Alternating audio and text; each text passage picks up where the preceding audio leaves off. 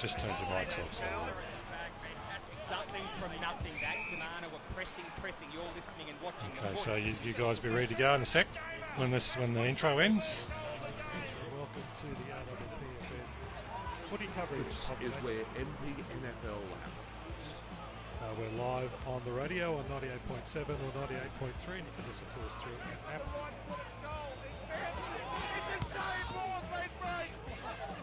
Two gentlemen who will be calling all the action this afternoon, short past Kelly, and a man who might even be, and it's rumoured, could be on the shortlist for the presidency of Hawthorn. So it's good afternoon to Michael Voss. Oh, it's on. It is on. It had to happen. 21 and RWPFM box back into sport on the Mornington Peninsula and Frankston. So all of a sudden the margin's back to 9 points again, screaming. Another major, and he walks up to the crowd and says, "How do you like that?" This is where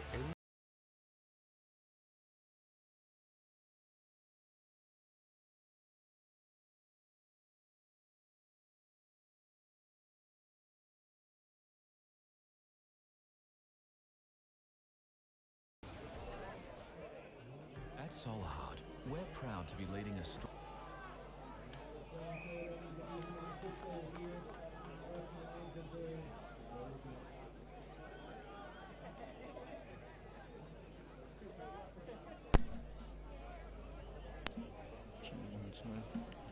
It's round 13 here at RF Miles Reserve, where we're going to see Langwarrin taking on Seaford.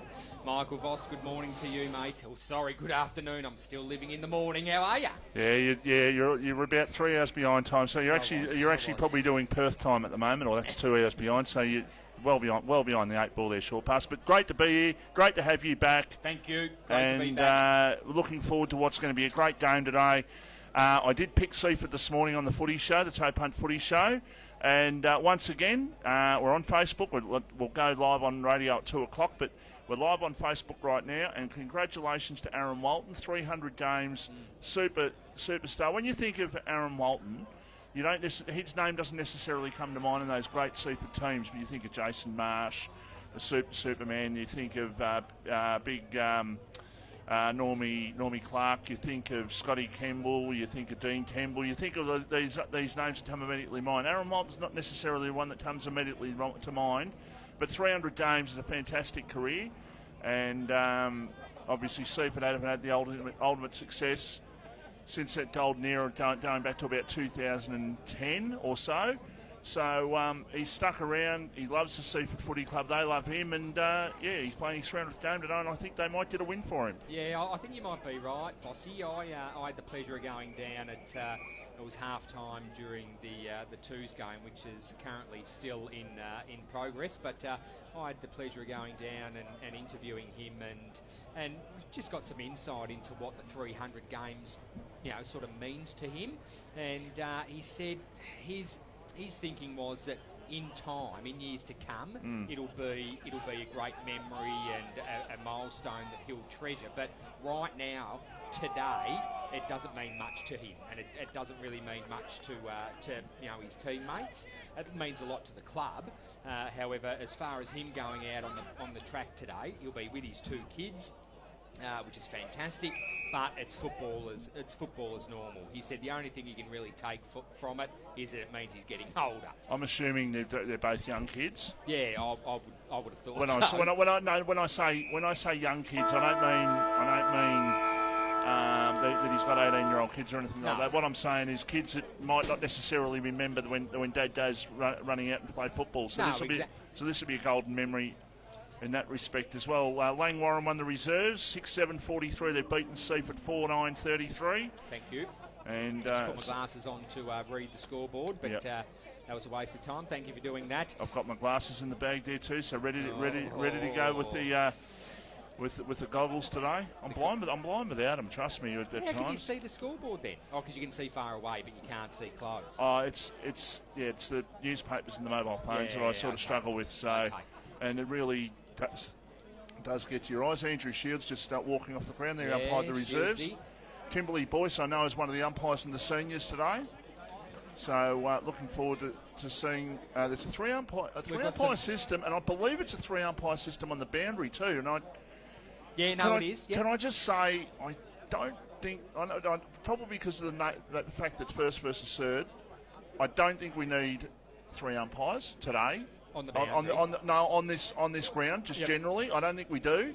It's not that big a ground when you take into consideration some of the others that you play on. But and the fact that you're probably short of umpires, the SUA, if you're looking to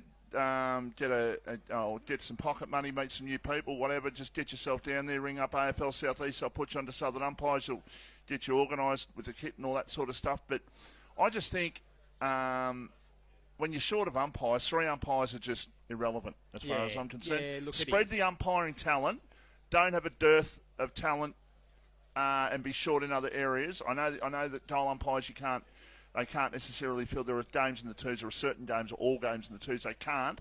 But I just think that, I think it's just a mistake there, just an observation, just my thoughts. In regards to that, I just think they probably should have, probably just the 2 umpires today, but nevertheless. I just off air, I was going and getting a feeling of the crowd, Vossi, and just and had a chat to Zach and also to Beardy and Blake. And look, both teams, mate, they match up really well. We know that. The vibe around Langwarrin at the moment is that they can get the job done, but then likewise Seaford, they're pretty confident today as well. So unfortunately, Zach, the playing coach, won't be taking the paddock today because he's still getting over a head knock. So he's taken himself out of today's game, still feeling a little bit unwell. So O'Driscoll, number 39, will be coming in for Zach. So big shoes to fill. This is a big game for Seaford in a lot of respects. We touched on Aaron Moulton's 300th game before. They want to keep potentially the 4th and 5th side at bay. I know they're sitting 2 game clear of Somerville, but they want to keep the double chance. But also the fact that Seaford got thumped round 1 by Langwarrin. They did.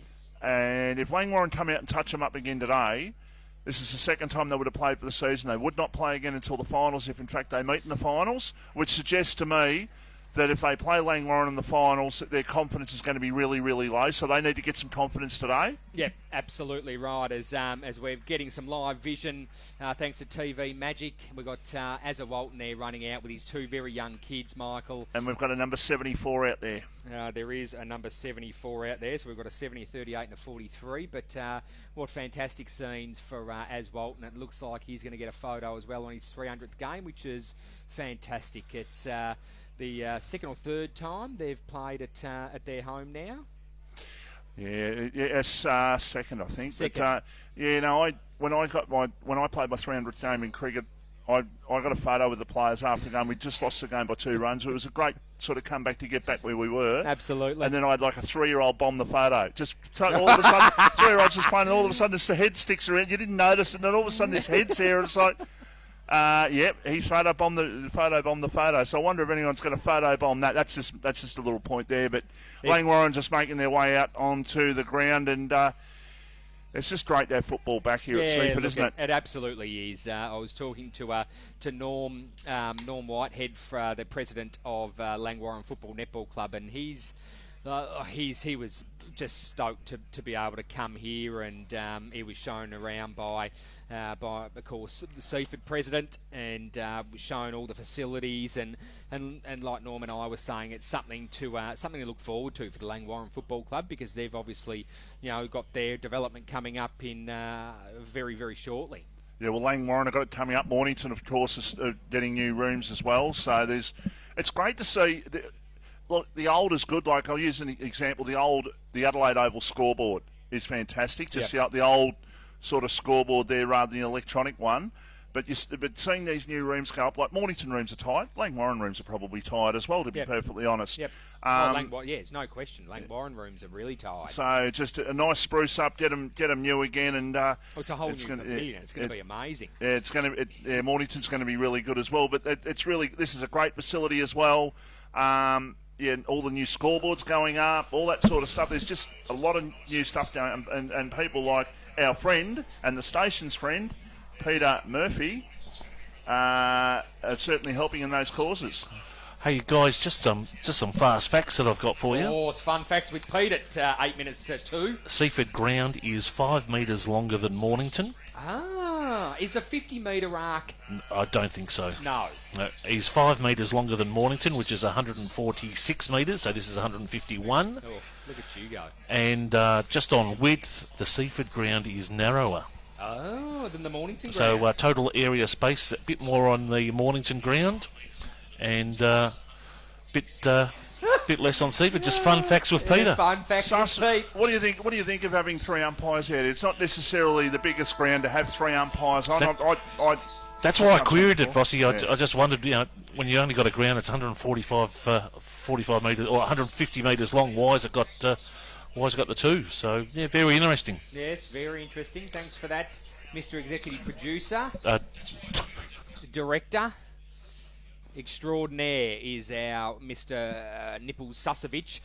Just something interesting to mention. If you were listening to the Toe Punt Football Show this morning, we had the pleasure of speaking to the coach of Langwarrin Football Netball Club, and he mentioned, Vossi, to us that because we put to him that a loss in the middle of the season is probably a good thing, and he didn't.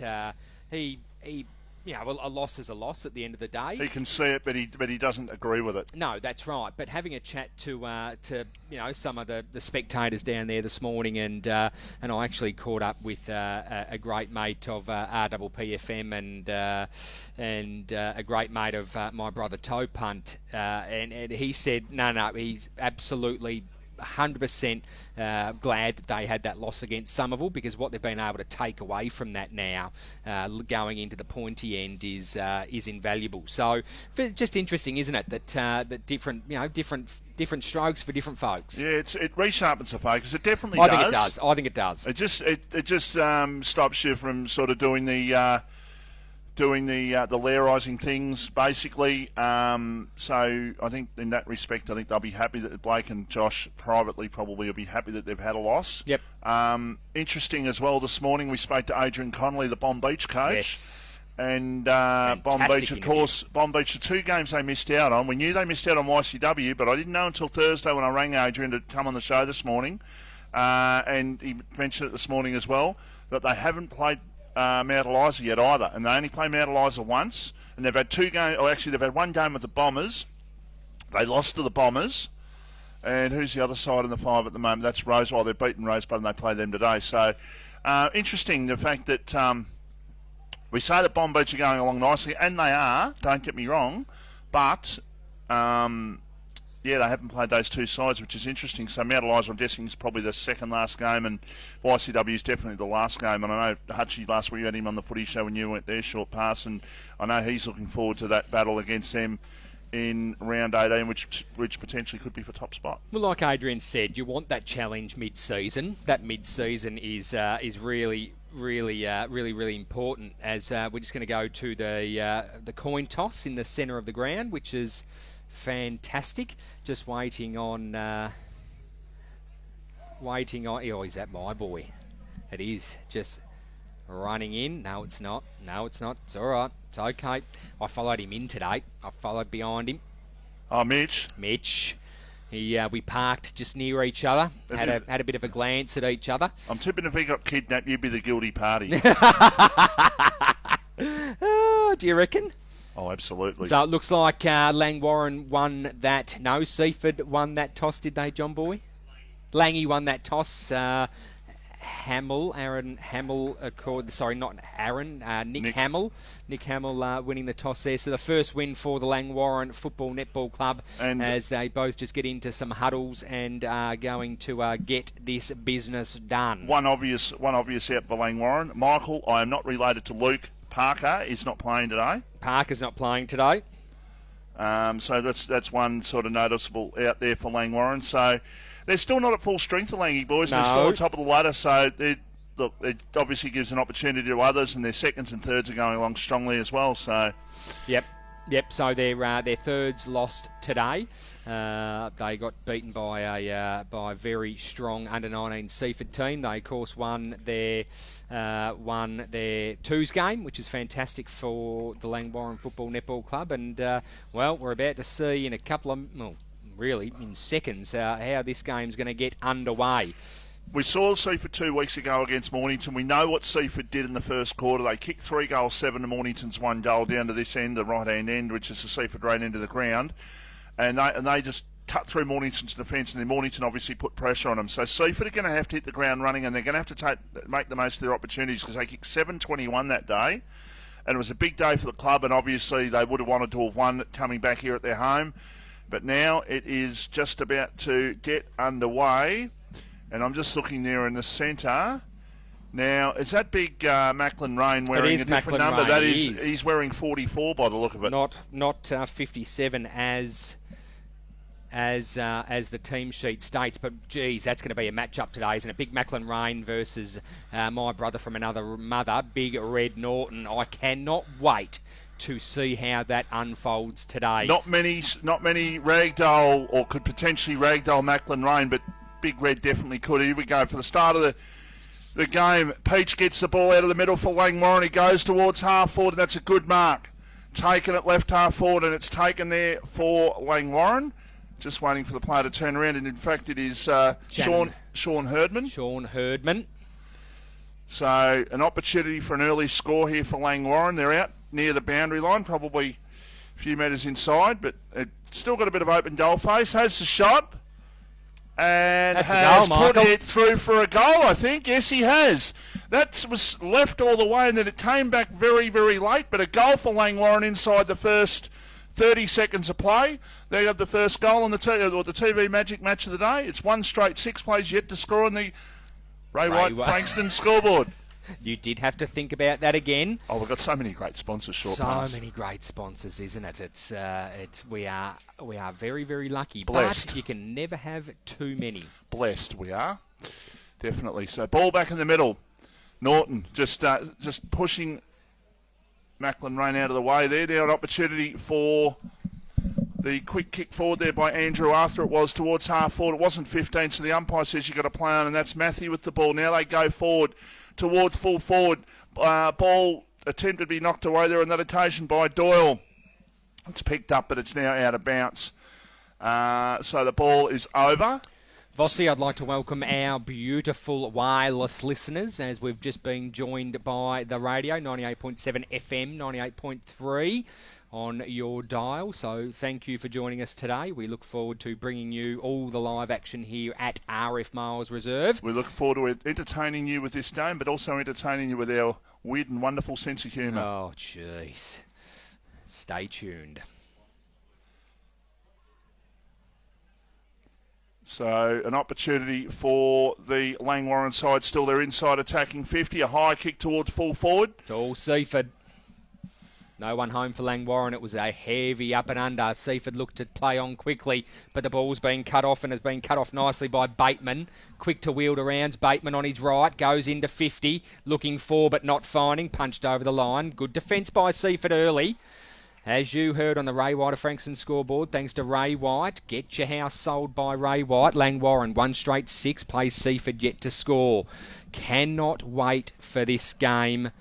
Well, it started, so let's be honest. 2 straight. 2 straight. Was that a... Well, there's my eyes. I need to go and get my eyes tested. I swear that was touched. There you go. There you go. 2 straight goals, 12 plays Seaford yet to score. That was a beautiful kick from way out by Bateman there. As the ball is thrown up in the centre. Langwarrin in command at the moment. They're looking for and finding Baggers. Baggers quick little handball over on wing position. Nice targeted kick looking for Hamill. Hamill marks. Beautiful mark too on the lead. I like to see that from a full forward. Hamill with the ball early. He needs to get his hands on it, and he has done. So he's going to line up from about, like you heard, it's not quite 50 metres, but I reckon he'll be on the paint. He goes looking short. That's really poor. Really poor. I think that's Bagley, isn't it? No, it's Peach. Peach, so he's improved the angle just a little bit and got a little bit closer. So he's going to kick this ball from about 38 out, improve the angle as mentioned. So they're Langwarrin going for their 30, set sail across the face, marked on the line, through for a minor, Michael. Oh, I tell you what. No, I don't. No, I just had a message just come through. Okay, That's all right. all right. Nothing to do with the. I do not know what the AFL score is. I need to see it before we swipe right, please. So Seaford, I was going to say with Seaford, they've started very, very slowly. We've only gone 5 minutes or so, but they are in a position now where they just need to switch. They need to switch on. This is an opportunity for them. They've got the ball at centre half forward now. We've got the number 74 out there. We need to know who that is, and we don't know who it is. That is for Langwarrin, isn't it? That is for Seaford. For Seaford, thank you. There he goes. Now. So an opportunity. They Beautiful go. kick and a pill. That's a good kick. Good kick into space. Mark taken there for Seaford, and it's been taken at centre half forward, and they will go back and have a shot at goal for their first of the game. Not wasting too much time on the kick, just trotting in, and shot at goal, and that is a point, and that is number 7, and we don't have a number 7 either. No, not on the official team sheet either. So if it's not on the official team sheet, how are we meant to know? Anyway, we'll try and find out those players that haven't been named pre-game. That's okay. Well, they've probably known, they just haven't given us the right numbers for them. That's the only thing. True too, that's true. Langwarrin go from full back towards half forward with the kick now, a hand pass, and they get the ball back towards Andrew Arthur. He goes with a low kick. It's going to be a mark inside attacking 50, and Langwarrin, even just in this first 6 or 7 minutes, is showing why they're the side to better. Now, it's a long way to go in this game and the season, but Langwarrin are switched on. They are on with a capital O this afternoon.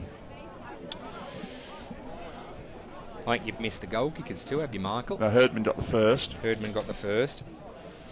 Has the shot, and that's the third goal of the game. So Langwarrin up to 3-1-19, Seaford 1 behind, and you're listening and watching RPPFM, the voice of Peninsula football.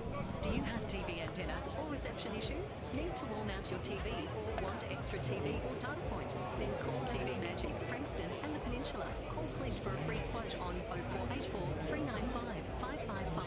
TV Magic, we make all your TV problems disappear. A station sponsor. Welcome back here to Seaford. Seaford starting very, very slowly. We've played about 6 minutes in the opening quarter, and Langwarrin have kicked the first 3 goals of the game. Ball back to the middle.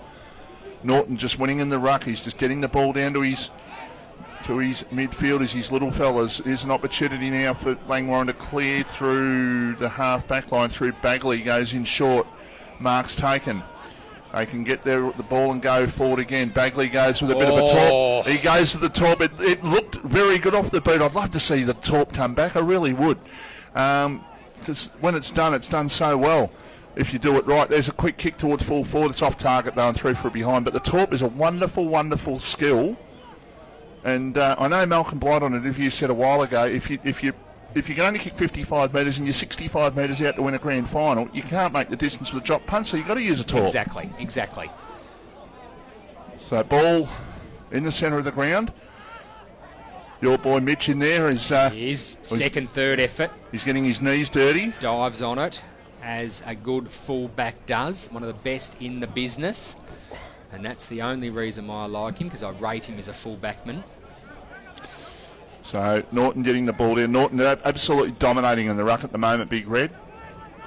Rayson's got it there for Seaford. He tries to break free. He gets the ball. And he got tackled. And the ball sort of spun 10 metres in front of him. But he went back and he's got free kick against him. So the free kick out for Langwarrin. They go right in front of where we're broadcasting this afternoon. The mark has been taken by Bateman. So Josh Bateman goes down with a long kick towards half forward. They're just opening Seaford defence up basically at the moment. Ball in the forward pocket, a hand pass back to Bagley. Another one on the right foot, a snap at goal. That is a goal, and that is the 4th goal on the board for Langwarrin, and the goal kicker there was Malvo. That is a super goal. He just sort of, Bagley gave the give and go, he got it, he snapped, and it was just, he just sort of went with it just to sort of, as you turn around, turning himself around to try and say, hey, go through, bend for me. And it did. It was a great goal. No one could see you bending on the radio. You could. That's all that matters. I didn't do a very good bend there, but they are looking super at the moment. Langwarrin are in control of this game late in the first quarter, Michael. Yeah, they're on top, and I think what Langwarrin are doing, they're moving the ball really quickly. They're not giving Seaford the opportunity to really set up in their back line, which is really working for Langwarrin at the moment. This could be an 8 to 10 goal first quarter the way this is going right now. They are just killing them. Free kick for in the back there, a little bit of manhandling. Herdman's kicked 2 goals from this very spot. Herdman is on fire at the moment. So an opportunity for the 5th goal. We've only played about 10 minutes in the opening quarter. If Seaford don't switch on, this will be an 8 to 10 goal first quarter, and the game will be over. It could very well blow out. As the shot what a comes beautiful back. Kick of the football. Oh, they are loving this Seaford Road Oval at the moment. The Miles Reserve, Langwarrin up to 5-2-32. Seaford 1 behind.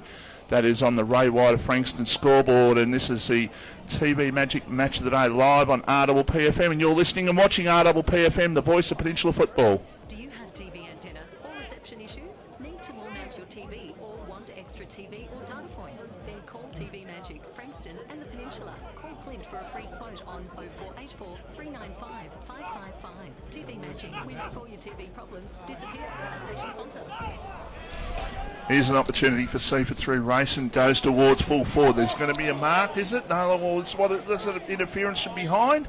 Maybe it was. I would have thought the Seaford player unlucky not to get a free kick there. They've still got an opportunity in their forward pocket. Good defence there for Langwarrin, just knocking the ball towards the line. It goes over, so the ball about 25 metres out from the Seaford goal. Broomhead just having a touch then, Vossi.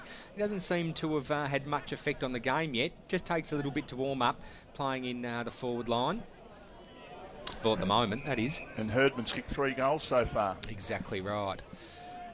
So they From one end of the ground to the other. Interesting, isn't it? They are looking good. Funny little match up there. Little Azza Walton versus Mitch Cuthbert. There's about a foot the difference. Hopefully someone gets a photo of that. Looks like under 11's netball, Vossi, when you get a girl that's got tall quick and there's a little midget out there.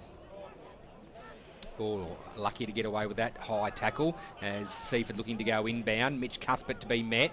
Now with Smythe in the back pocket for Langwarrin. Quick to play on. A little hand pass. Too cute. Long kick out of the fence in the centre of the ground. Pack fly. No mark taken. Seaford with the ball now. Couple dive on it. Still on the wing position. Umpire's going to blow his whistle. Her whistle, sorry. Come in for a ball up.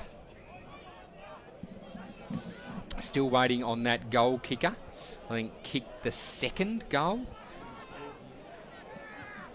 So kick towards half forward there for the Seaford side is going to be cleared here for Langwarrin, or attempted to, but not quite there on the occasion by Tate. It was now quick kick towards full forward, but no mark taken. Ball on the ground, a chance for the Langwarrin side to clear once again. Peach tried to charge. Sure, I reckon I reckon that could be holding the ball. The umpire hasn't given it. But very unlucky there, I believe. Yeah. I think that was holding the ball. Tried to do the fend off, didn't pay off, got tackled. That's holding the ball. Every day of the week. Every day. As a pack fly on the ball. Umpire to come in and throw the ball up. I like Seaford to set up well here behind the ball. Although Langwarrin had dropped a couple of numbers back. They're playing defensive footy at the moment.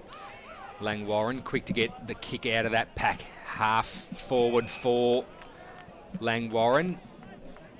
Great defensive mark, Seaford. Short kick through the centre of the ground, looking for and finding his teammate there. Number 70 is Shaw. Shaw to kick it, he does. Inside 50. Langwarrin defence working really, really well at the moment, Vossi. They are struggling to have a clear entry inside Seaford. Ball comes out towards centre wing. 1 against 3 there. The 3 should win out, and well, they might get up with the ball, but now they're sort of pushing themselves into trouble. They're just going backwards a little bit. There's a free kick off the ball. It's going to go here to Seaford. No, I'm good, thanks. Oh, actually, no. You're on air, Michael. No, I'll have one of them. That's fine. Seaford Football Club, for our listeners listening to Michael speak about something other than the football, we've just been given a tray of beautiful hot food, so thank you to Seaford Football Netball Club. It's always a treat to be well looked after.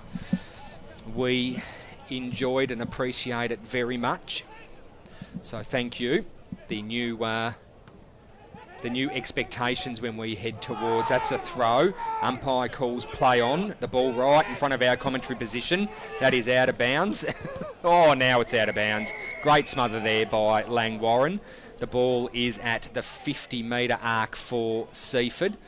Oh, it's going to come off out of bounds on the full. Umpires are just trying to sort out their caper. So, in fact, it is a free kick going to Seaford. Umpire marks the spot. Standing is the Langwarrin opponent. Short kick inside 50 from Seaford to be punched out of bounds. Ball still inside Seaford's 50-metre zone. Can they make something here of it? The way Langwarrin are pressing defensively, it is a tough task, Michael, as Norton wins that one easily. But the ball is wrapped up. Umpires earning their money early. Courtesy of Solar Heart, we'll have some updates with Crago throughout the afternoon with what's happening in the games around the peninsula. We might get an update from you shortly, Crago, on what's happening in Division 2. We'll start with Division 2 this afternoon. 35 minutes played in this quarter. I think the clock is very wrong, isn't it? Sus, 15 minutes in the first. It's on our screen. Thank you very much. 15 and 10. We've played 5-2-32, plays Seaford 1 straight point. And that is on the Ray Wider Frankston scoreboard. We are here live from RF Miles Reserve in Seaford. What a beautiful complex this is. Very, very lucky. Well done to federal, state and local governments. We had the pleasure of interviewing Peter Murphy 2 weeks ago, who was pivotal getting this off the ground, as there's been a snap kick out of that pack. Seaford only through for a minor. The way they were carrying on there, I thought it was in through for a goal, but not so. 5-2-32 plays Seaford 2 straight points. Langwarrin are looking to exit their defensive 50. They're just chipping the ball around in possession of the footy. We like a Langwarrin team that are clean, decisive ball users. Not a great kick. Ball in wing position at the moment with Seaford. Seaford looking at getting it out. Hand pass. McLaren with it now. Goes off to and finds Rayson. Rayson with the ball now. Looks for a little short kick. Finds that number 74. He's a good kick of the footy as he tries to find a target. Just skew whiffs it down Mitch Cuthbert's throat. Mitch Cuthbert slams it on the foot, goes inbound. Ball's been marked there by Matthew. Matthew plays on quickly, looking for and finding. Not quite. Ball dropped inside Langwarrin's 50 at the moment. Kicked off the ground. It's a goal. Langwarrin kick there, 6. You're listening and watching RPPFM, the voice of Peninsula football. More and more people with a taste for quality are shopping at Eliza Meats. Kevin and his lean team pride themselves on the finest cuts. See our sponsor Kevin at Eliza Meats, 112B Mount Eliza Way, a station sponsor. Langwarrin 6-2-38, Seaford 2 behinds. Great start here by the Kangaroos, and they are on fire here at the Miles Reserve as Norton in the ruck gets the ball down, taken there for Seaford. They can go forward here, and they do through the agency there of Braund. It was goes towards full forward. Pressure there to try and get the ball out. They finally do get the ball out towards half-back. Out towards wing. In fact, it's gone over the line for a boundary throw-in. Just trying to pick that player up out in full forward. The little fella there for Langwarrin. Vossi, he was the goal kicker on that occasion. Just trying to pick up his number. I can't see with my googly eyes. Oh, the one in the pocket over there? Yeah. Okay. Yeah, no, you'll keep an eye on him. I will. So Norton tries to charge through and he got the ball out, but Seaford with the opportunity to go forward, and they go towards full forward, 2-on-1 in favour of Langwarrin. They do get the ball down, but it's still an opportunity here for Scully in the pocket. A quick kick is across the face of goal, but it's going to end up being rushed through. Good footy. For a behind. And if Langwarrin get the centre break here, they've got the loose man in the forward line. Do. Seaford have made an interchange now. They've just got to try and switch, which they're doing. I think that might be Matthew down there who kicked that goal, by the way. Oh, no, it wasn't. No, it's not Matthew, in fact.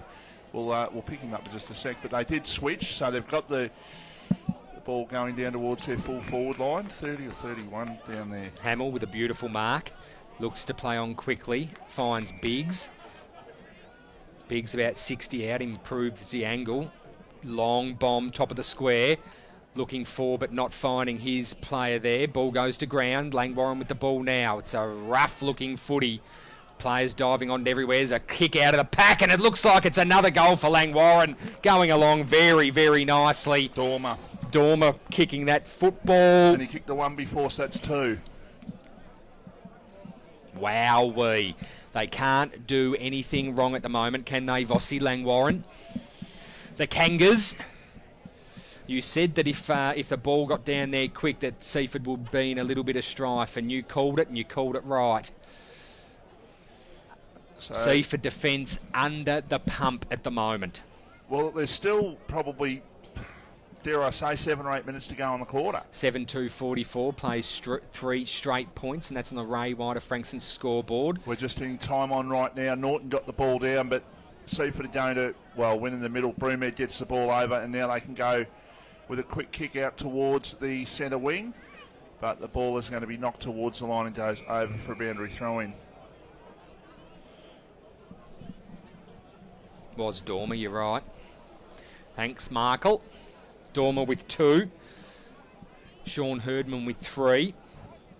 Mulvogue with 1. And I'm missing 1. We'll sort that out at quarter time as Seaford look to come forward through Broomhead. Goes with a kick towards half forward. And there is a mark at left half 40 for Seaford, probably 55 metres out from goal. So going to take a really big kick. They go towards Walton. Ball knocked away from him by Cuthbert. Langwarrin trying to charge through. They get the ball out. There's Macklin using his massive frame there just to bustle through that pack. It doesn't work. Ball goes to ground. Inside Seaford's 50-metre zone. Can they put a major on the board before the end of the first quarter? That is the question. Macklin takes the ball out of the ruck. Goes to ground again in the back. When Big Red falls on you, you're going to get pulverised into the turf, and that's exactly what took place. There's been a free kick. Your brother from another mother. My brother from another mother. The ball is going to come back and go to that man there. His opponent in Macklin. Takes a strong body to take that man down. And the body that was to do it was, of course, Big Red Norton. There's not there. Well, that's what you've got to look for right now. Now, Macklin Rain's going to have the shot. He's not a the great... Seaford players were a little bit late on the bit there. He's missed. What I was waiting for, but Langwarrin were awake to it. Yeah, Someone were. running past to take the kick. Now, a couple of Seaford players tried it, but Macklin Rain was well into his, his approach. Dormer knew it was coming, Vossi, and ran from full forward all the way to the other side of the ground to pick up that loose runner that was going to kick that goal. So well done. Good read of the play of the ball. The better sides do it well, don't they, the 1%ers? That's why they're the better sides. That's exactly right. Well coached. And Seaford, sorry to state the obvious, Michael, but Seaford need a goal now. Yeah, 4 behinds. They kicked 7-21 here a couple of weeks ago, and they've started with 4 behinds, and they're 40 points down on the scoreboard. Langwarrin 7-2-44. Fisher with an attempt on mark there. Cuthbert coming from about 4 deep to punch it out of bounds. Umpire to throw it in. So, ball knocked down. A chance here for Broomhead, who gives the don't argue, then gets caught. He's got him. He's got him. He took him on the first time, Vossi, and then the second time didn't work. Great second effort there by Mulvogue. Tim Broomhead just took his time to get rid of it. Got pinged. Mulvogue quick to play on. Goes to centre half forward. There's been a free kick plucked out for a push in the back. going Langwarrin's way. Looks like it's going to go to Bagley. It is. What's Bagley going to do with it? He's going to go to the top of the square. He's going to find someone, a runner maybe through the centre of the ground. Looks like he's going to find a runner. Does so. Finds Mulvogue. Mulvogue quick to play on. Goes inbound. But only to be cut off. Don't think that was the intended mark, Vossi. But anyway, Luck's a fortune. Langwarrin in possession. About 40, 45 out directly in front. Nick Tuddenham. Tuddenham is, thank you. You picked up the number about 3 seconds prior to me. Tuddenham, a beautiful kick of the football. Just needs to follow through. It's going to test his distance. This for the 8th goal for Langwarrin. They are on fire here, and they go back. That is a beautiful kick of the footballs, Tuddenham. You're listening and watching the voice of Peninsula Football. Do you have TV antenna or reception issues? Need to wall mount your TV or want extra TV or data points? Then call TV Magic, Frankston and the Peninsula. Call Clint for a free quote on 0484 395 555. TV Magic. We make all your TV problems disappear. A station sponsor. And welcome back to our coverage of the game between Langwarrin and Seaford. Boys, just a couple of quick scores. Div 2, Coringal 6 points up on Mornington. Somerville 20 points up on Hastings. Rye 31 points up on Tyab. And Crib Point 13 points down to Chelsea. What was that, Michael? Was there a knock at the door before? Yeah, I think it was someone looking for the toilet. Okay, that's fine. Just wanted to know, just wanted to be clear who it was. So she hasn't arrived yet, that's fine. No, she's still sitting in her car. It's only the first quarter. We played 24, nearly 25 minutes of the first term. Langwarrin with the ball now. Centre half forward flank. Just handballing it around, looking for a clean possession, but not finding one. Ball goes out of bounds. Umpire to throw it back in. This has 8-2. been impressive. It's been a very, very impressive start. It'll be interesting to. We're going to send one of our producers down, John Boy, to go down, and I might get you to go down to Seaford. Okay. I was going to say Langwarrin, but all right. Get those two numbers as well. Oh yeah, good idea. Langwarrin with the ball now, looking to go inbound, finding that great gun there. What a beautiful user of the football he is.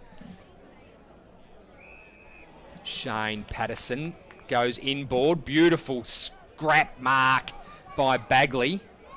No, ball's been given to his teammate. So Bagley trying to claim that mark, but it looks like there might have been a free kick, and the free kick's going to go to Jakobenko. You'll be OT. Can he kick?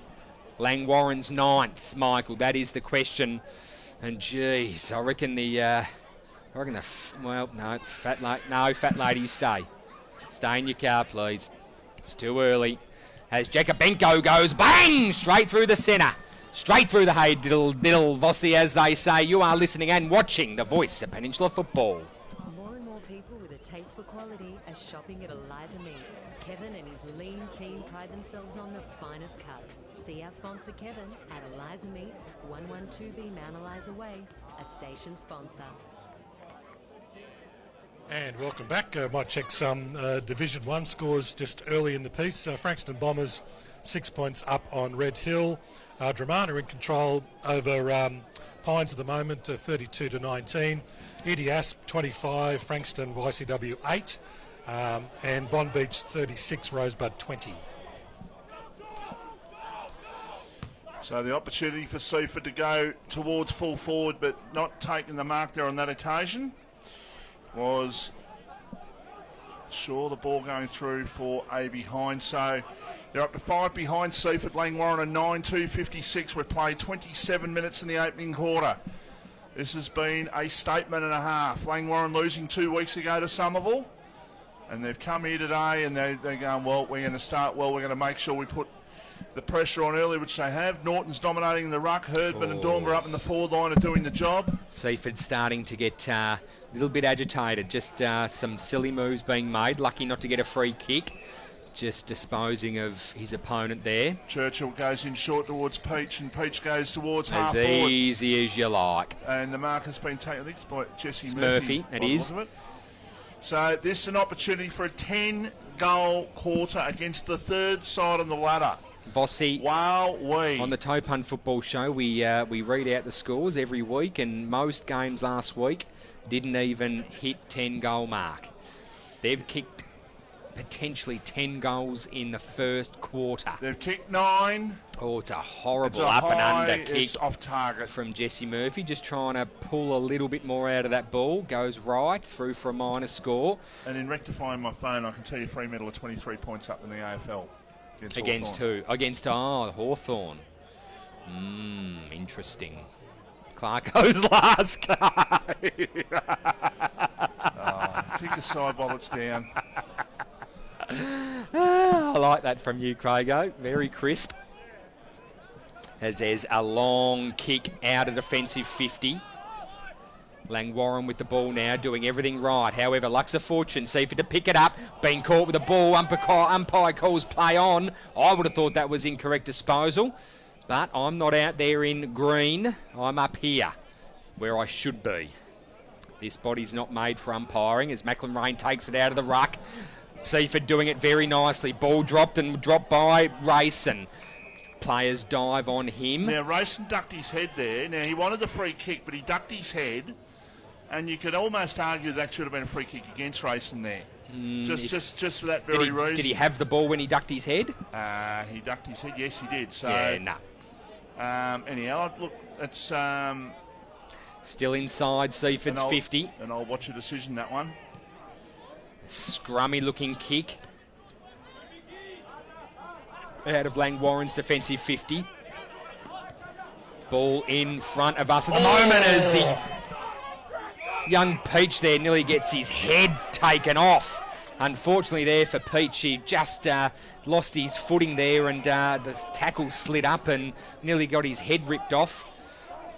There was a little bit of a tussle in front of us, but play on. Up a little bit ginger there. Play on was the call. Ball went inside Seaford's 50. But as they've done this first quarter, defensively, Langwarrin have been perfect. Still in control of the football is Langwarrin. Looking for options. Just going to go down the line. Beautiful short pass. Finds Golby. And that siren marks the first quarter, the first term of football. 9-3-57 plays Seaford 4 straight points. We might take a quick break and, well, just pull apart what took place then. It was a fantastic display of football by the Langwarrin Football Netball Club. We're going to take a short break and be back with the first quarter wrap. You're listening and watching RPPFM, the voice of Peninsula Football.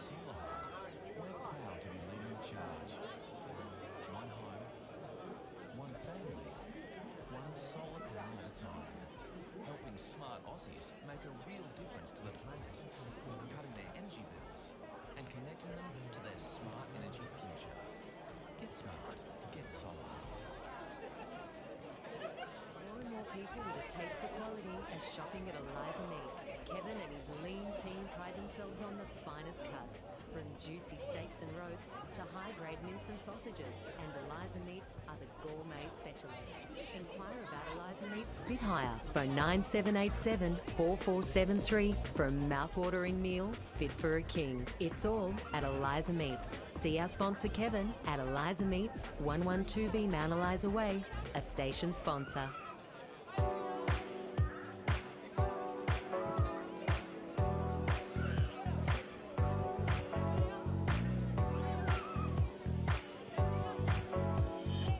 Do you have TV antenna or reception issues? Need to wall mount your TV or want extra TV or data points? Then talk to TV Magic, Frankston and the Peninsula. TV Magic are your local TV and antenna specialists. We look after everything. TV, home theatre, satellite, plus all electrical work. Visit us at tvmagic.com.au or contact Clint for a free quote on 0484 395 555. TV Magic. We make all your TV problems disappear. A station sponsor.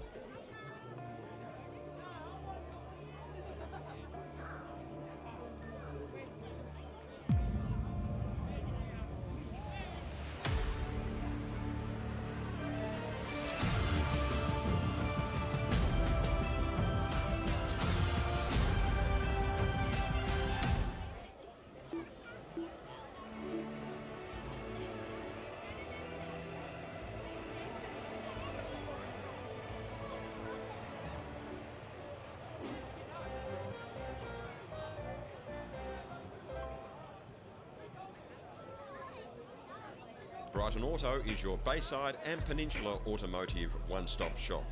This all-in-one award-winning Mitsubishi, MG and SsangYong dealership is also offering Holden certified parts and service. They have a huge range of new, demo and used vehicles plus factory-trained service technicians. Your proud RPPFM station sponsor, Brighton Auto, will also ensure your dream car is well within reach and kept in great hands. Why not visit brightonauto.com.au or find them at 67 Nepean Highway, Elstonwick, LMCT 10680.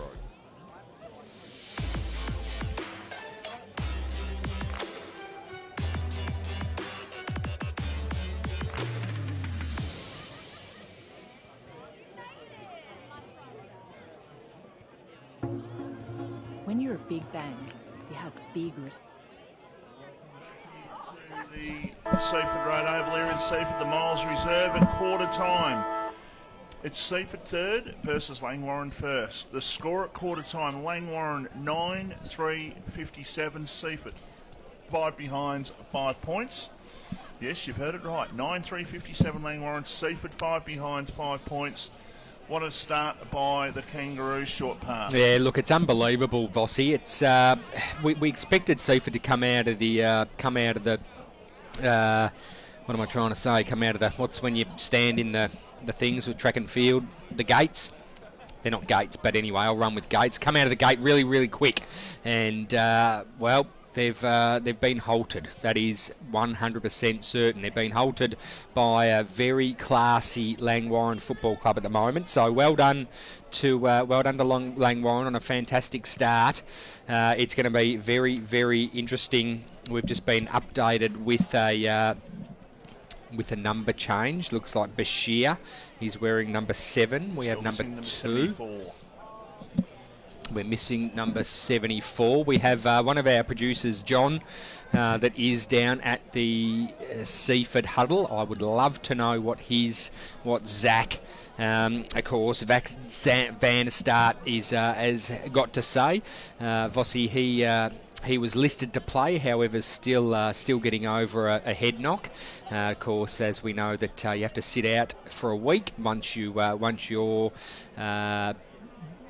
been diagnosed with a severe concussion. So he's just taken a little bit longer to get his head back in the game, literally. So he's going to be coaching from the sidelines, which is not a bad thing today. It'll be interesting to see what he's got to say. Yes, yeah, well, I don't know what else. I don't know really what you can say down there, to be honest. No, exactly right. They just have to keep believing in it. They need to stick to their game plan. Yeah, no, the fat lady's well and truly still in the car. She's not leaving anywhere. There was a knock at the door before, but apparently was someone looking for the toilet. So. We might cross to John. Have we got John on the line there? No, looks like we're having some technical issues. Should be right to go. I think we've got. Should John be right to go. John, are you good to go down there? John, you right? Yeah, I'm right. Yep, let's go. What did Zach have to say, please? I probably had to say the G-rated version. It was pretty much he was upset with everything. He said nothing but structures. Don't worry about structures. We get the head over the ball. We contest it. We just worry about that first, and we worry about the structures and that in the second half. It was pretty blunt. It was pretty blunt, was it? Yes. Yeah, so that was the PG version, I believe. Yes. Yeah, so of course, as you'd expect, Vossi, not happy at all with Seaford's first term. But look, you've got a raging Langwarrin. It's hard, isn't it? Very, very hard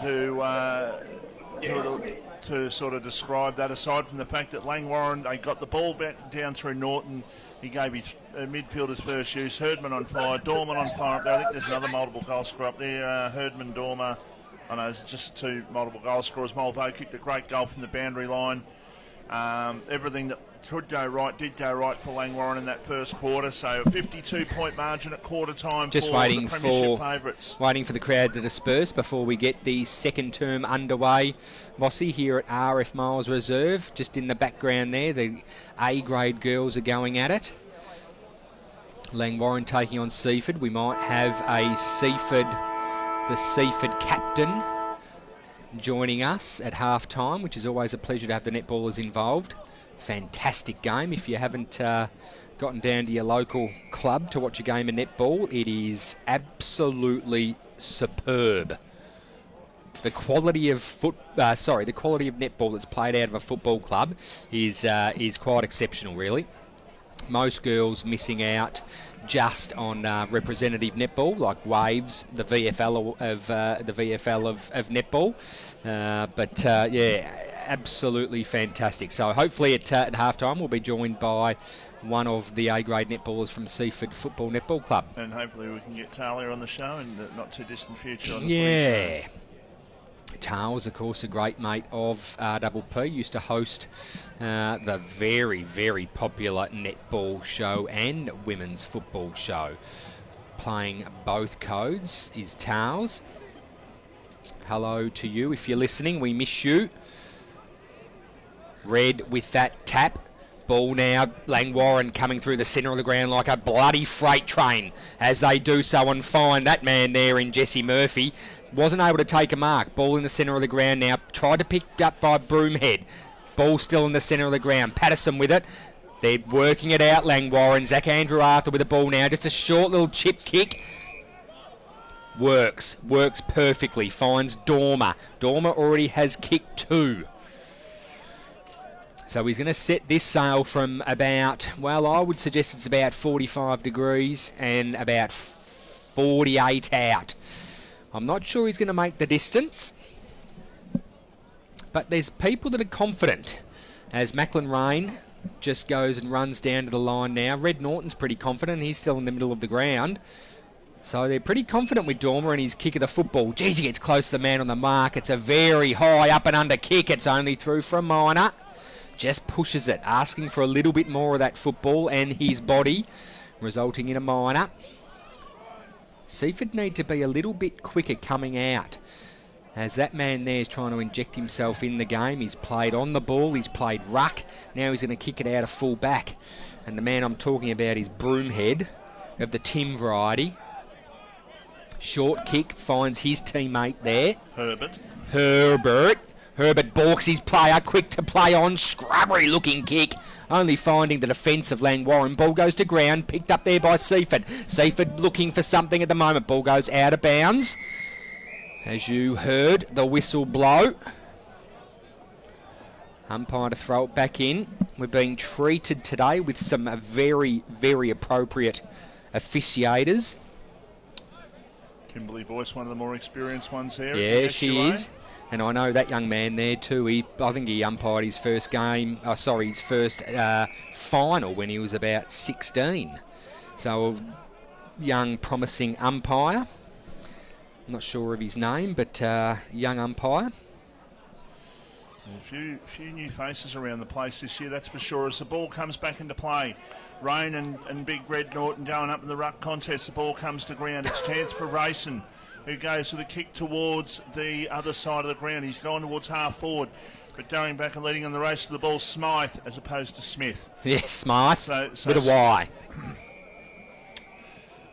So Smythe just got the ball towards the line and sees it over for a boundary throw in. So Langwarrin 9-4-58, Seaford 5 behind. Just off the ball then, Vossi, I had a little bit of a chuckle because Langwarrin, the big ruckman from Seaford, tried to give a bit of howdy-do to Big Red Norton, and Red Norton just laughed at him and said, Yeah, not me, mate. You probably don't want to do it to me, as my commentator mate just gets up and walks away. It's always fun.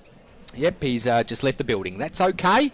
We'll continue on as Langwarrin and Red Norton go up. Shane Patterson tries to bustle his way through, but doesn't work. Seaford dive on it now. Looks like it's going to be wrapped up, and it is. Still in the centre of the ground. Umpire to come in, throw the ball up. A great tussle, as I said before the game, between Langwarrin and Big Red Norton. That is an absolute horrible throw. I think it slipped straight out of her hand and it went at a right angle. She gets it done the second time. Red Norton wins that one decisively. A high up and under kick. 2 players to fly at it. No one comes out with it. The ball's wrapped up again. Geez, it's hot footy at the moment. Seaford are just praying for a goal. They want something to happen. They need something to happen. They need to stop the momentum from the Langwarrin Football Netball Club as Norton wins that one again. Oh, that's a great tackle by Patterson there. The ball's wrapped up once again. No, it's come out. Langwarrin come out with it. That's a hold on that Langwarrin attacking player there. Oh, throw out of that pack.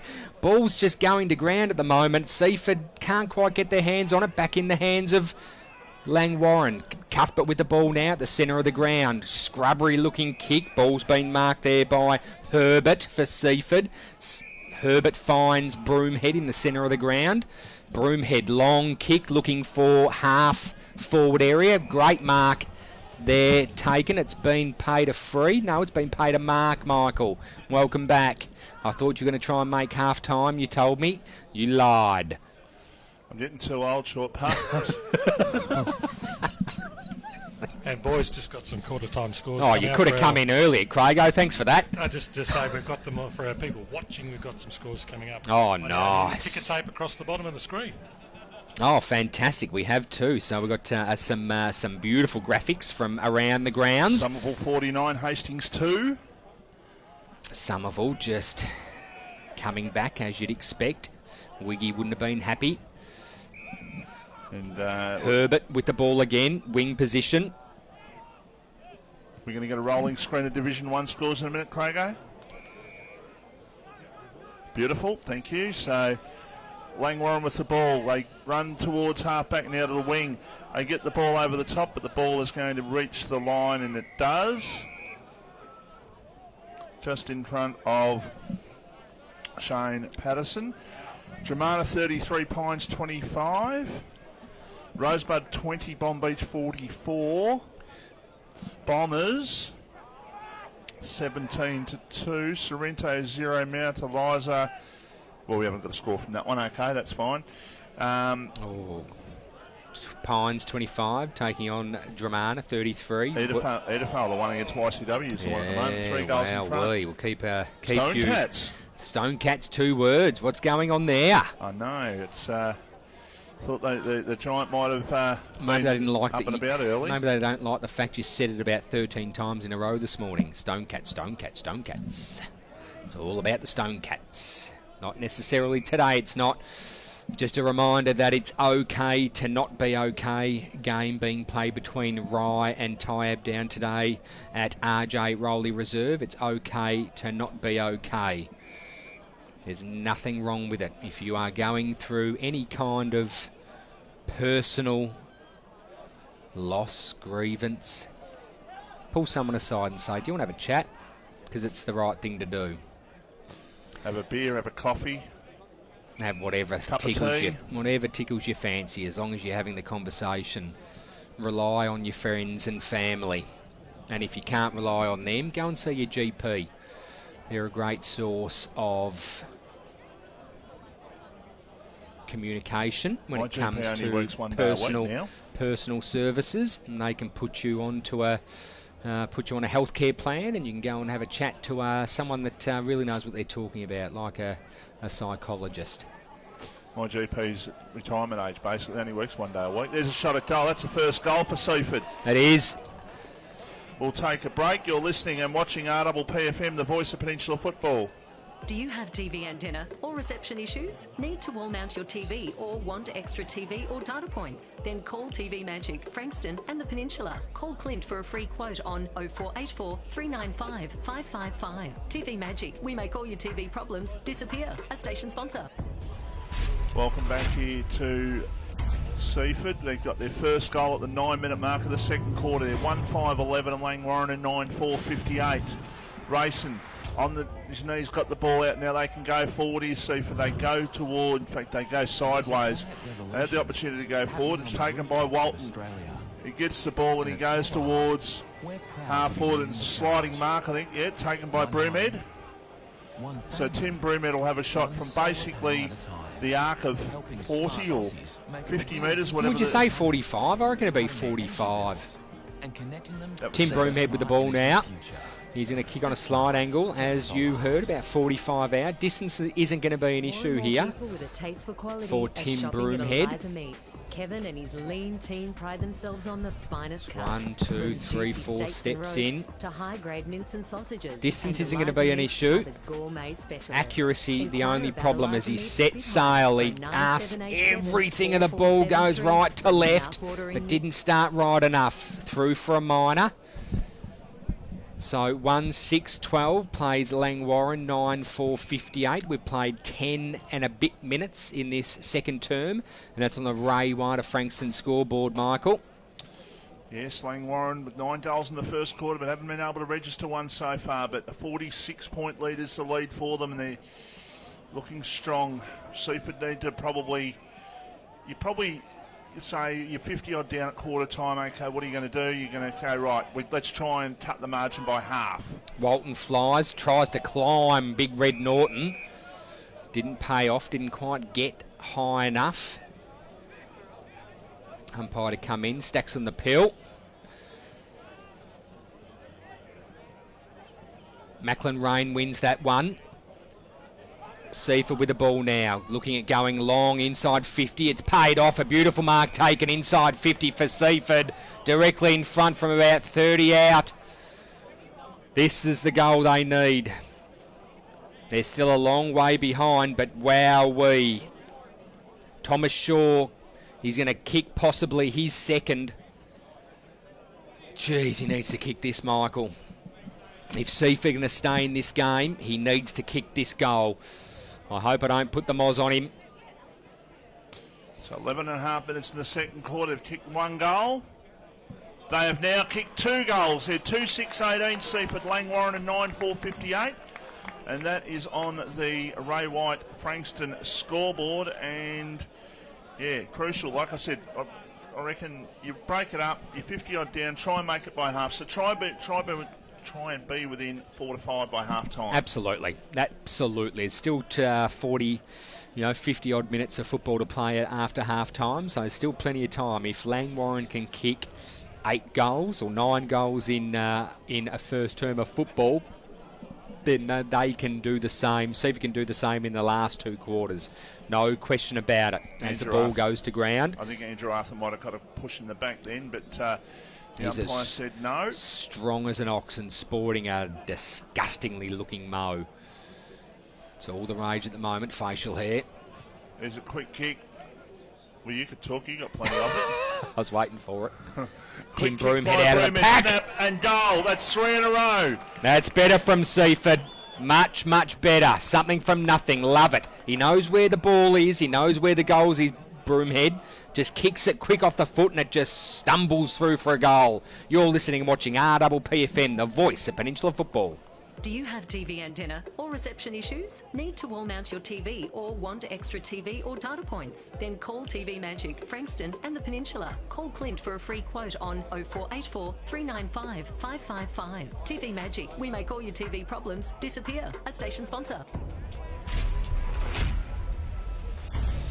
Back here at Seaford, and Seaford kicked 3 goals to 0 in this quarter. Langwarrin still with a very impressive 34-point lead. A free kick for tripping, and the free kick's going to go here to Doyle for kicking in danger against Norton. So an opportunity. There's another snap and another goal has been kicked. And the little fellow with the helmet there that's kicked, I think it's Scully who's kicked it actually. So that is a goal, which means Seaford have kicked 4. They've kicked 3 in probably the last 3 minutes, and all of a sudden the margin is back to 28 points, and they can really bring this margin right back here, short pass. Yep, absolutely. Scully just ran straight up to Mitch Cuthbert there and pushed him in the torso and said, "How do you like that?" Well, Mitch Cuthbert turned around and pointed at the scoreboard and said, "You're a long way to go yet, sunshine." As Big Red Norton takes that ball out of the ruck, ball goes to ground. No decisive winner there. Stacks on the pill. What do you reckon Josh and Blake will be sitting there on the sidelines thinking of this quarter by their side? They've just gone to sleep a little bit, haven't they? No, look, I think there's no doubt in my mind, Vossi, that Seaford have picked up a notch. They seem more desperate around the footy. They're more organised around stoppages, and they're getting clear possession of the footy. So I think Seaford just took a quarter to wake up. Langwarrin took advantage of that, and we're seeing a bit of a different ball game now, which I don't mind. It's much better to call. I'll give you the red hot tip. As Langwarrin with the ball now, centre wing position, looking for an inside entry, looking for Bagley. Bagley's met heavily. Handball gives off. Now Langwarrin with the ball, another inside 50. Oh, running pass, snap of the ball, and answers back and goes bang and kicks a goal. Well, I'm sorry, but that was not good enough. And I'll say not good enough. Dormer's kicked his 3rd goal. It's not good enough because the player there in Jacobs, whilst it looks like a young fella out there, he just lost sight. He had no talk behind him. No. He just went for the mark. He didn't step into the mark. No. He just wanted the ball to come to his chest. Exactly. He needed to take the extra step. He did it, and Dormer made him pay. Yeah, he made him pay with a major. Look, it was just it's what I said earlier, Vossi. It's all about Langwarrin's quick entries. They're just catching Seaford's defence off guard, and we just saw that firsthand again, as there's been a switch on play here for Seaford. Half back for Seaford. Short kick finding Braun. Braun quick to play on. Beautiful looking kick. Finds Broomhead. Hits him on the tit. The mark wasn't paid to Tim Broomhead. I think that was a mark every day of the week. But the umpire in a better position to me. The ball's wrapped up. She's going to earn another P with a throw up. The 50-metre arc for Seaford at the moment. Ball goes up. Macklin Rain winning that one.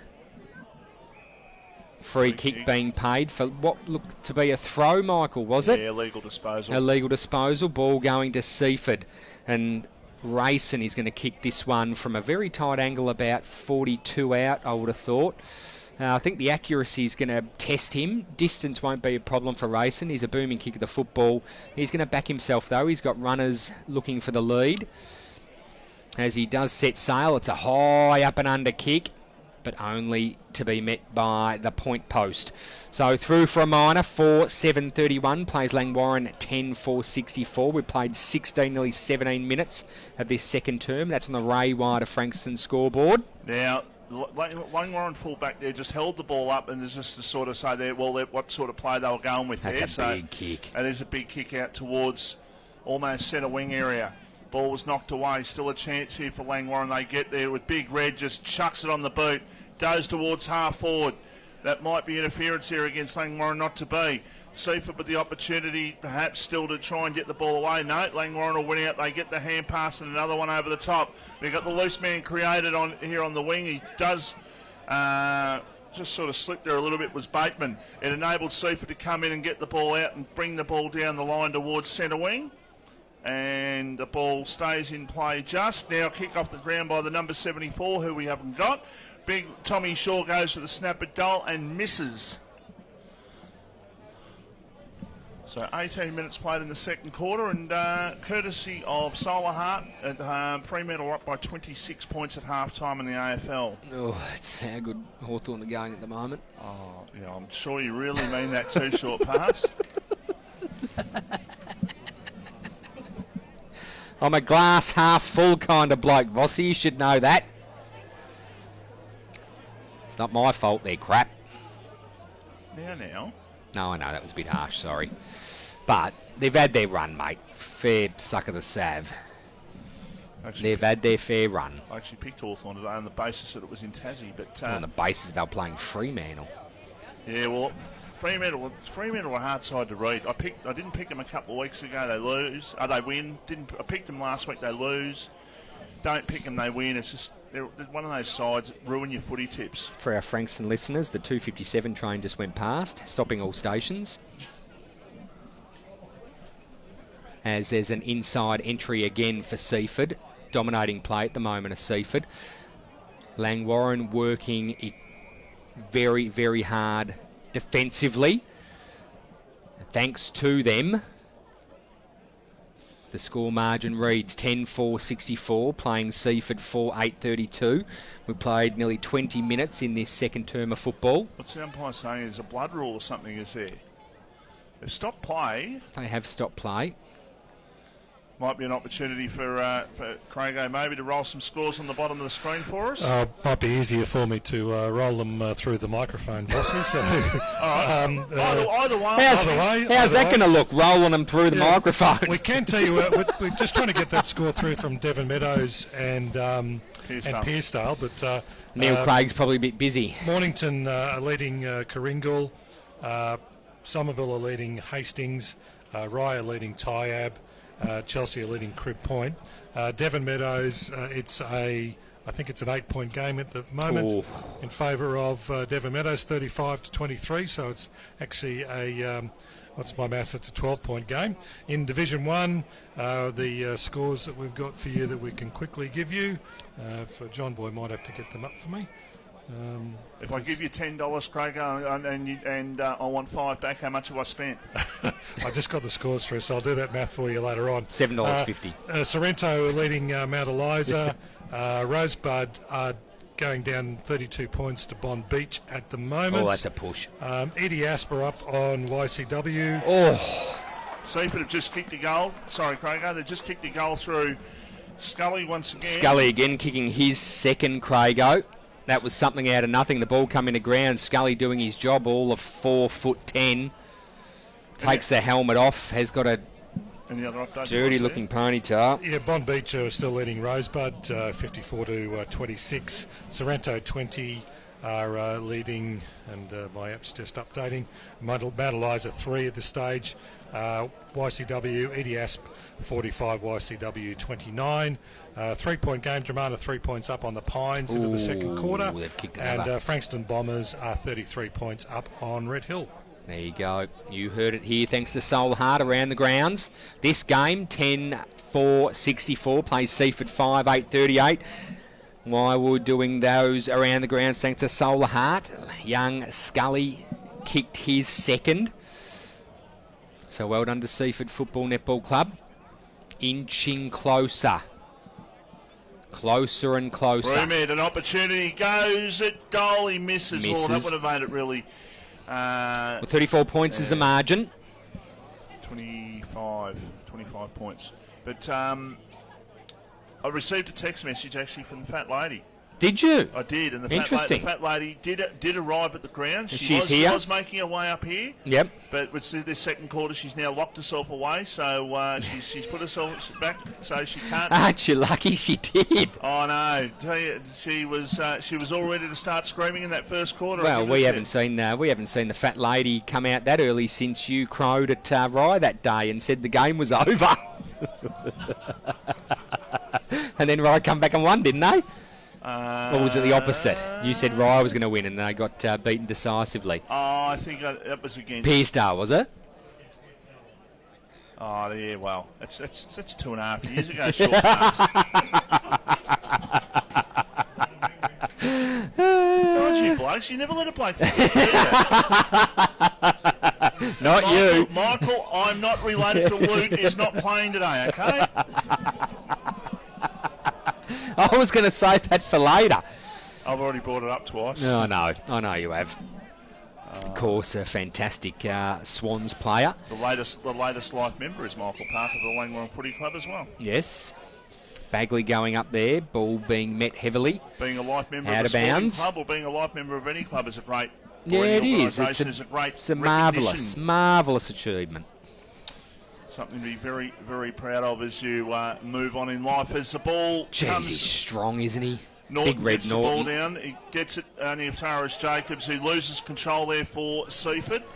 Ball in the pocket. There might have been a free kick for in the back there, not to be, said the umpire. Players go in. The umpire finally has to ball the ball up. We've played 24 minutes in the third quarter. Seaford have kicked 5 goals to 1 this quarter, so the margin is back to 25 points after at quarter time it was 52 points in favour of Langwarrin. So they have cut it, well, they've cut it by a little bit less than half, actually, short pass. So if the scores went like that now, I think Seaford would be happy that they've brought the margin back. If they can get another goal, they certainly don't want to concede one. And Langwarrin well into attack here at the moment. There's a free Holding, kick. going Red Norton's, no, going Macklin Rain's way. Jeez, I wouldn't have thought that. Broomhead with the ball now, looking for a target, only to be chopped off there by Matthew. Matthew quick to pick it up and go snap! And kicks a goal for Langwarrin Football Club. That is just heartbreaking if you're Seaford. Absolutely. They have absolutely dominated this quarter, Seaford, and they've made 2 mistakes, and Langwarrin have kicked 2 goals. How fantastic at the read, though, was Matthew. Looked to see that he was going inbound, knew where the ball was going, filled the gap, was able to take the possession, and then snaps the ball through for a major. Fantastic football by Langwarrin's attacking zone. Very, very impressive. 11-4-70 plays 5-9-39. That's on the Ray Wider Frankston scoreboard. Big Macklin Rain and Red Norton go up again. Ball comes down inside 50 again for Langwarrin. Seaford looking to clear here. 1, 2, 3 possessions. Ball kicked inside, looking for the boundary and finding it is Seaford. Umpire to come in and throw the ball back in. If you're in Carrum, the 3:03 train is coming. There it is.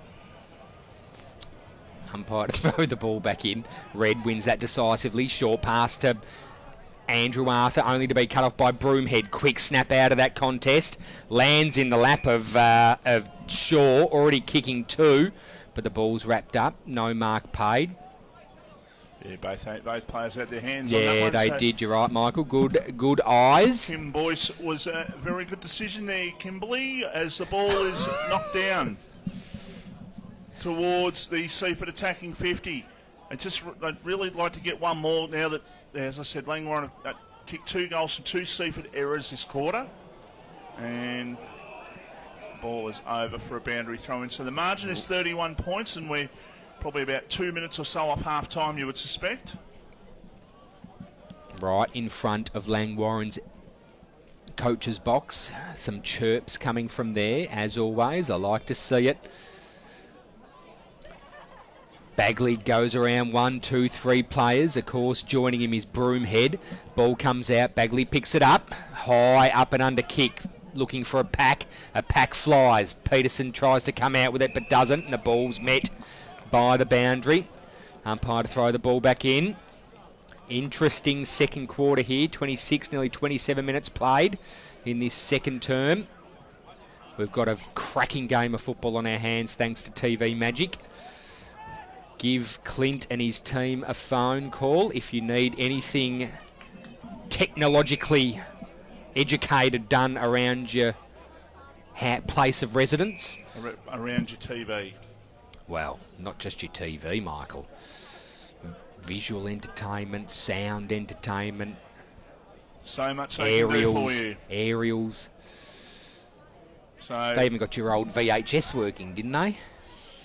Yeah, the old VHS. I'll tell you what. Oh, a heavy tackle! I reckon they can get the old beater working anyhow. The beater. Heavy tackle applied on Hamill. Sorry, on Jesse Murphy. Norton wins that decisively. Ball's picked up and quick kick from Braun. Braun goes long. Look, ball in the centre of the ground. There's the siren to mark the second term done. We're half-time here at RF Miles Reserve. 11-4-70 plays Seaford 5-9-39. We played just on 28 minutes in that quarter. We're going to take a short break and be back with the half-time wrap and potentially a netballer. You're listening and watching RPPFM, the voice of Peninsula football.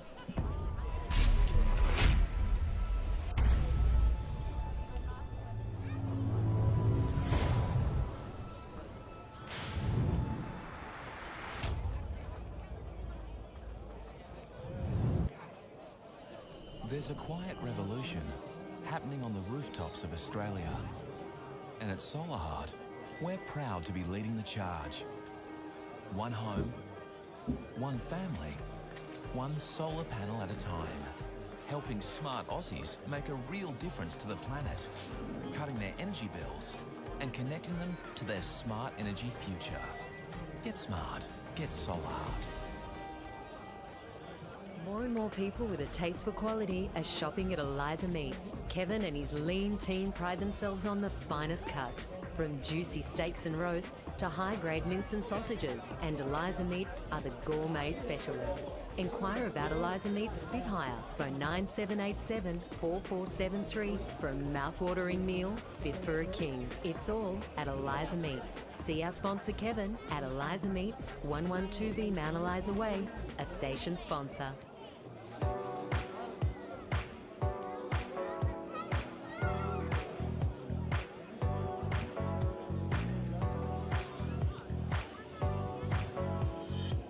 Do you have TV antenna or reception issues? Need to wall mount your TV or want extra TV or data points? Then talk to TV Magic, Frankston and the Peninsula. TV Magic are your local TV and antenna specialists. We look after everything: TV, home theatre, satellite, plus all electrical work. Visit us at tvmagic.com.au or contact Clint for a free quote on 0484 395 555. TV Magic. We make all your TV problems disappear. A station sponsor.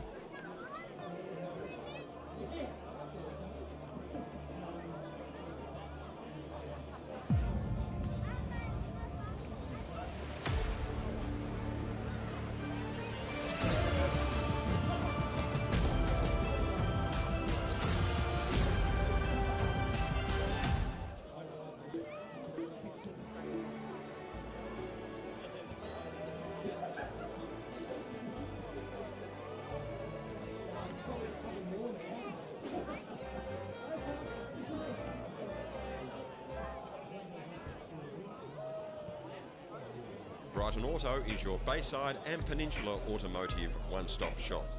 This all-in-one award-winning Mitsubishi, MG and SsangYong dealership is also offering Holden certified parts and service. They have a huge range of new, demo and used vehicles, plus factory-trained service technicians. Your proud RPPFM station sponsor, Brighton Auto, will also ensure your dream car is well within reach and kept in great hands. Why not visit brightonauto.com.au or find them at 67 Nepean Highway, Elsternwick, LMCT 10680.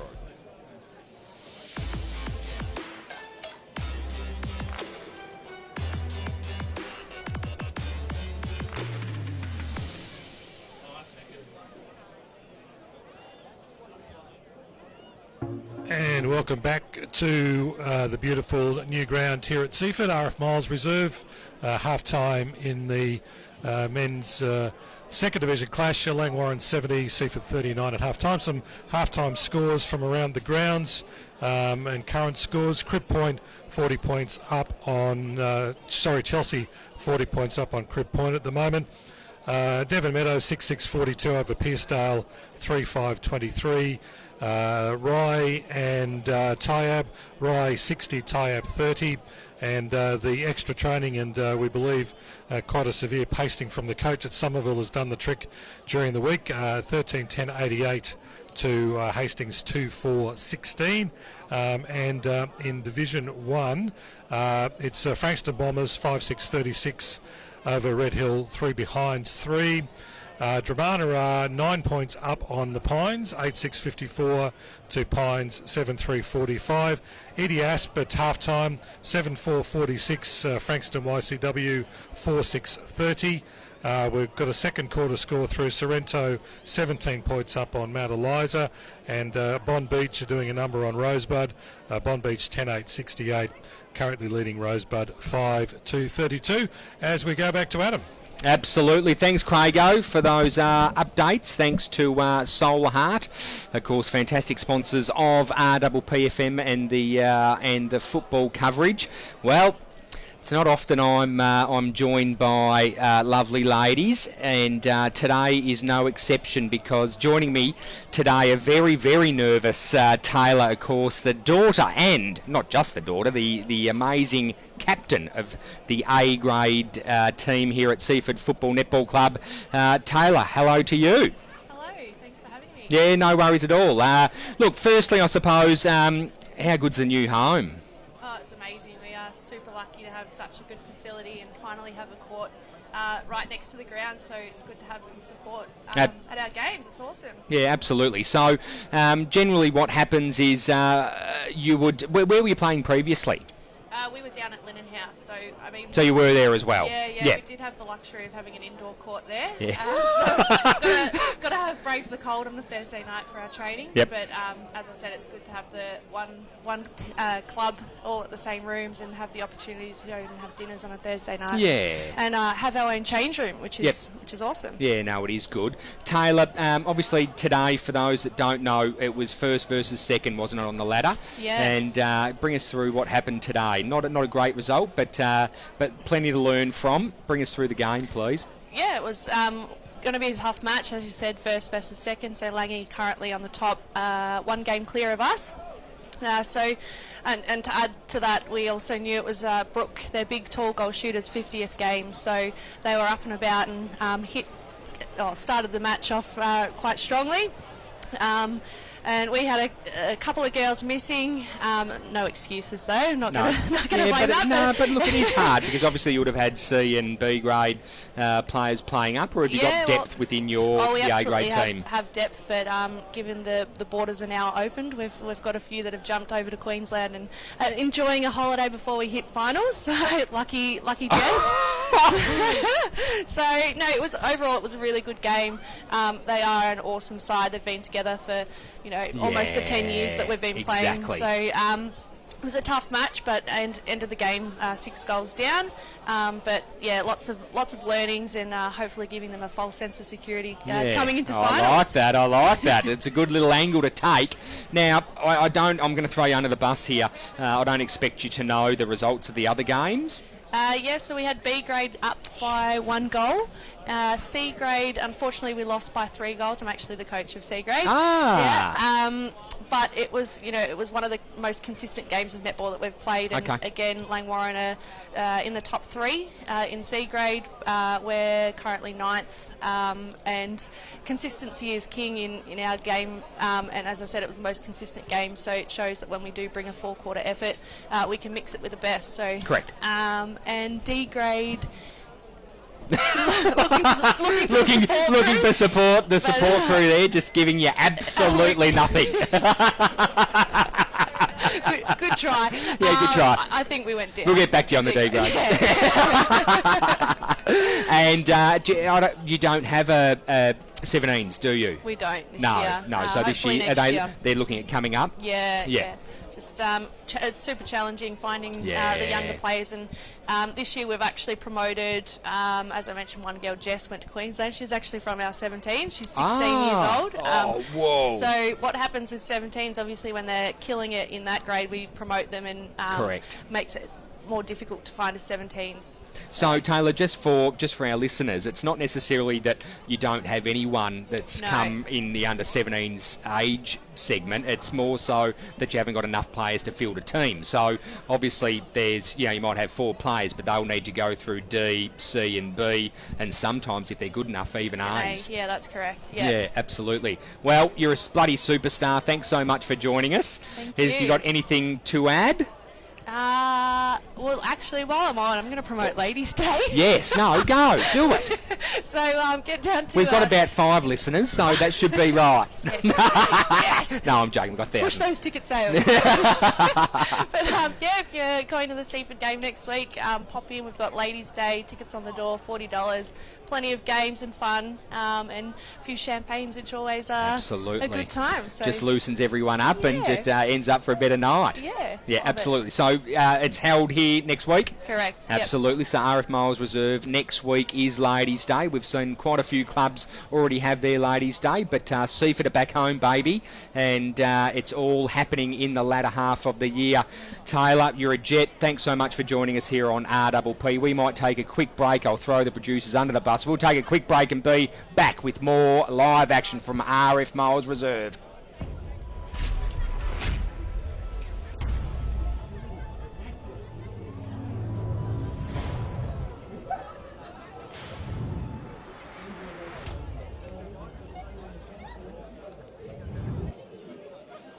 There's a quiet revolution happening on the rooftops of Australia. And at Solar Heart, we're proud to be leading the charge. One home, one family, one solar panel at a time. Helping smart Aussies make a real difference to the planet. Cutting their energy bills and connecting them to their smart energy future. Get smart. Get Solar Heart. More and more people with a taste for quality are shopping at Eliza Meats. Kevin and his lean team pride themselves on the finest cuts, from juicy steaks and roasts to high-grade mince and sausages. And Eliza Meats are the gourmet specialists. Inquire about Eliza Meats Spit Hire. Phone 9787-4473 for a mouth-watering meal fit for a king. It's all at Eliza Meats. See our sponsor Kevin at Eliza Meats, 112B Mount Eliza Way, a station sponsor.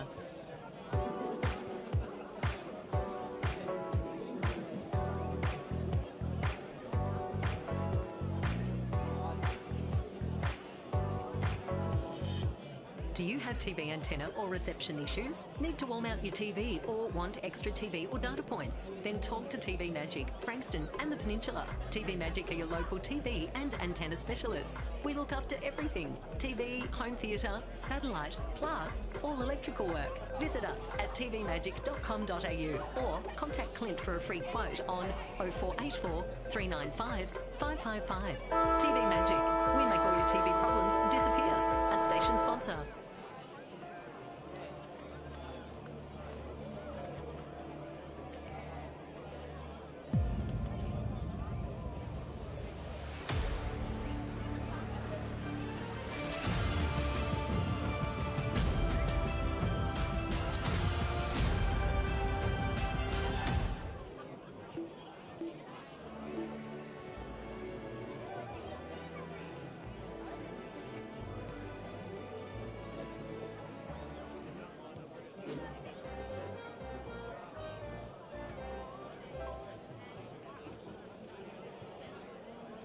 Brighton Auto is your Bayside and Peninsula automotive one-stop shop. This all-in-one award-winning Mitsubishi, MG and SsangYong dealership is also offering Holden certified parts and service. They have a huge range of new, demo and used vehicles, plus factory-trained service technicians. Your proud RPPFM station sponsor, Brighton Auto, will also ensure your dream car is well within reach and kept in great hands. Why not visit brightonauto.com.au or find them at 67 Nepean Highway, Elsternwick, LMCT 10680.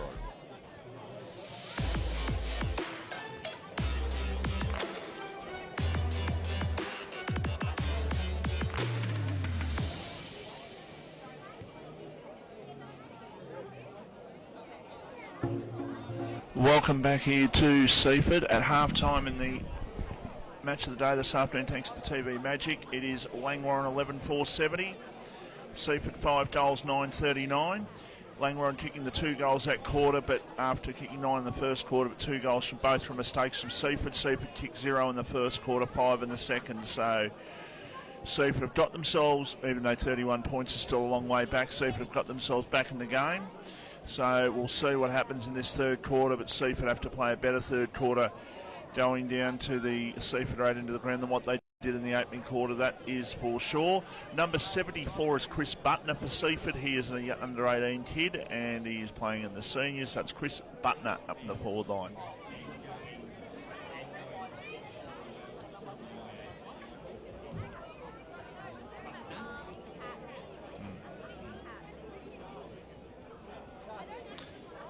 Courtesy of Solar Heart, Fremantle up by 21 points in the AFL. I beg your pardon? Fremantle up by 21 points. So you may not have heard me because my mic wasn't on, which is no fault of mine, like you normally on a Saturday morning during the Tobun football show. You're But you're really making up what last time and throwing under the bus. what I was saying, it was young number 74 in Chris Butner, who you introduced to our listeners, going along exceptionally well. It's always great to see a young under-19s player play up and succeed. Michael, special mention to young Taylor, who joined us from the Seaford Netball Club. What a superstar she is. We want to try and get more netballers involved in our coverage. So if you are listening and you're the president of a netball club or a football club, and you want you've got your sights set on someone that could potentially come on air during half-time during the boys, then please send them up, because netball is a fantastic sport, and John Boy, one of our producers, actually mentioned, who is an avid fan of the Women's League that we've got here locally on the Mornington Peninsula.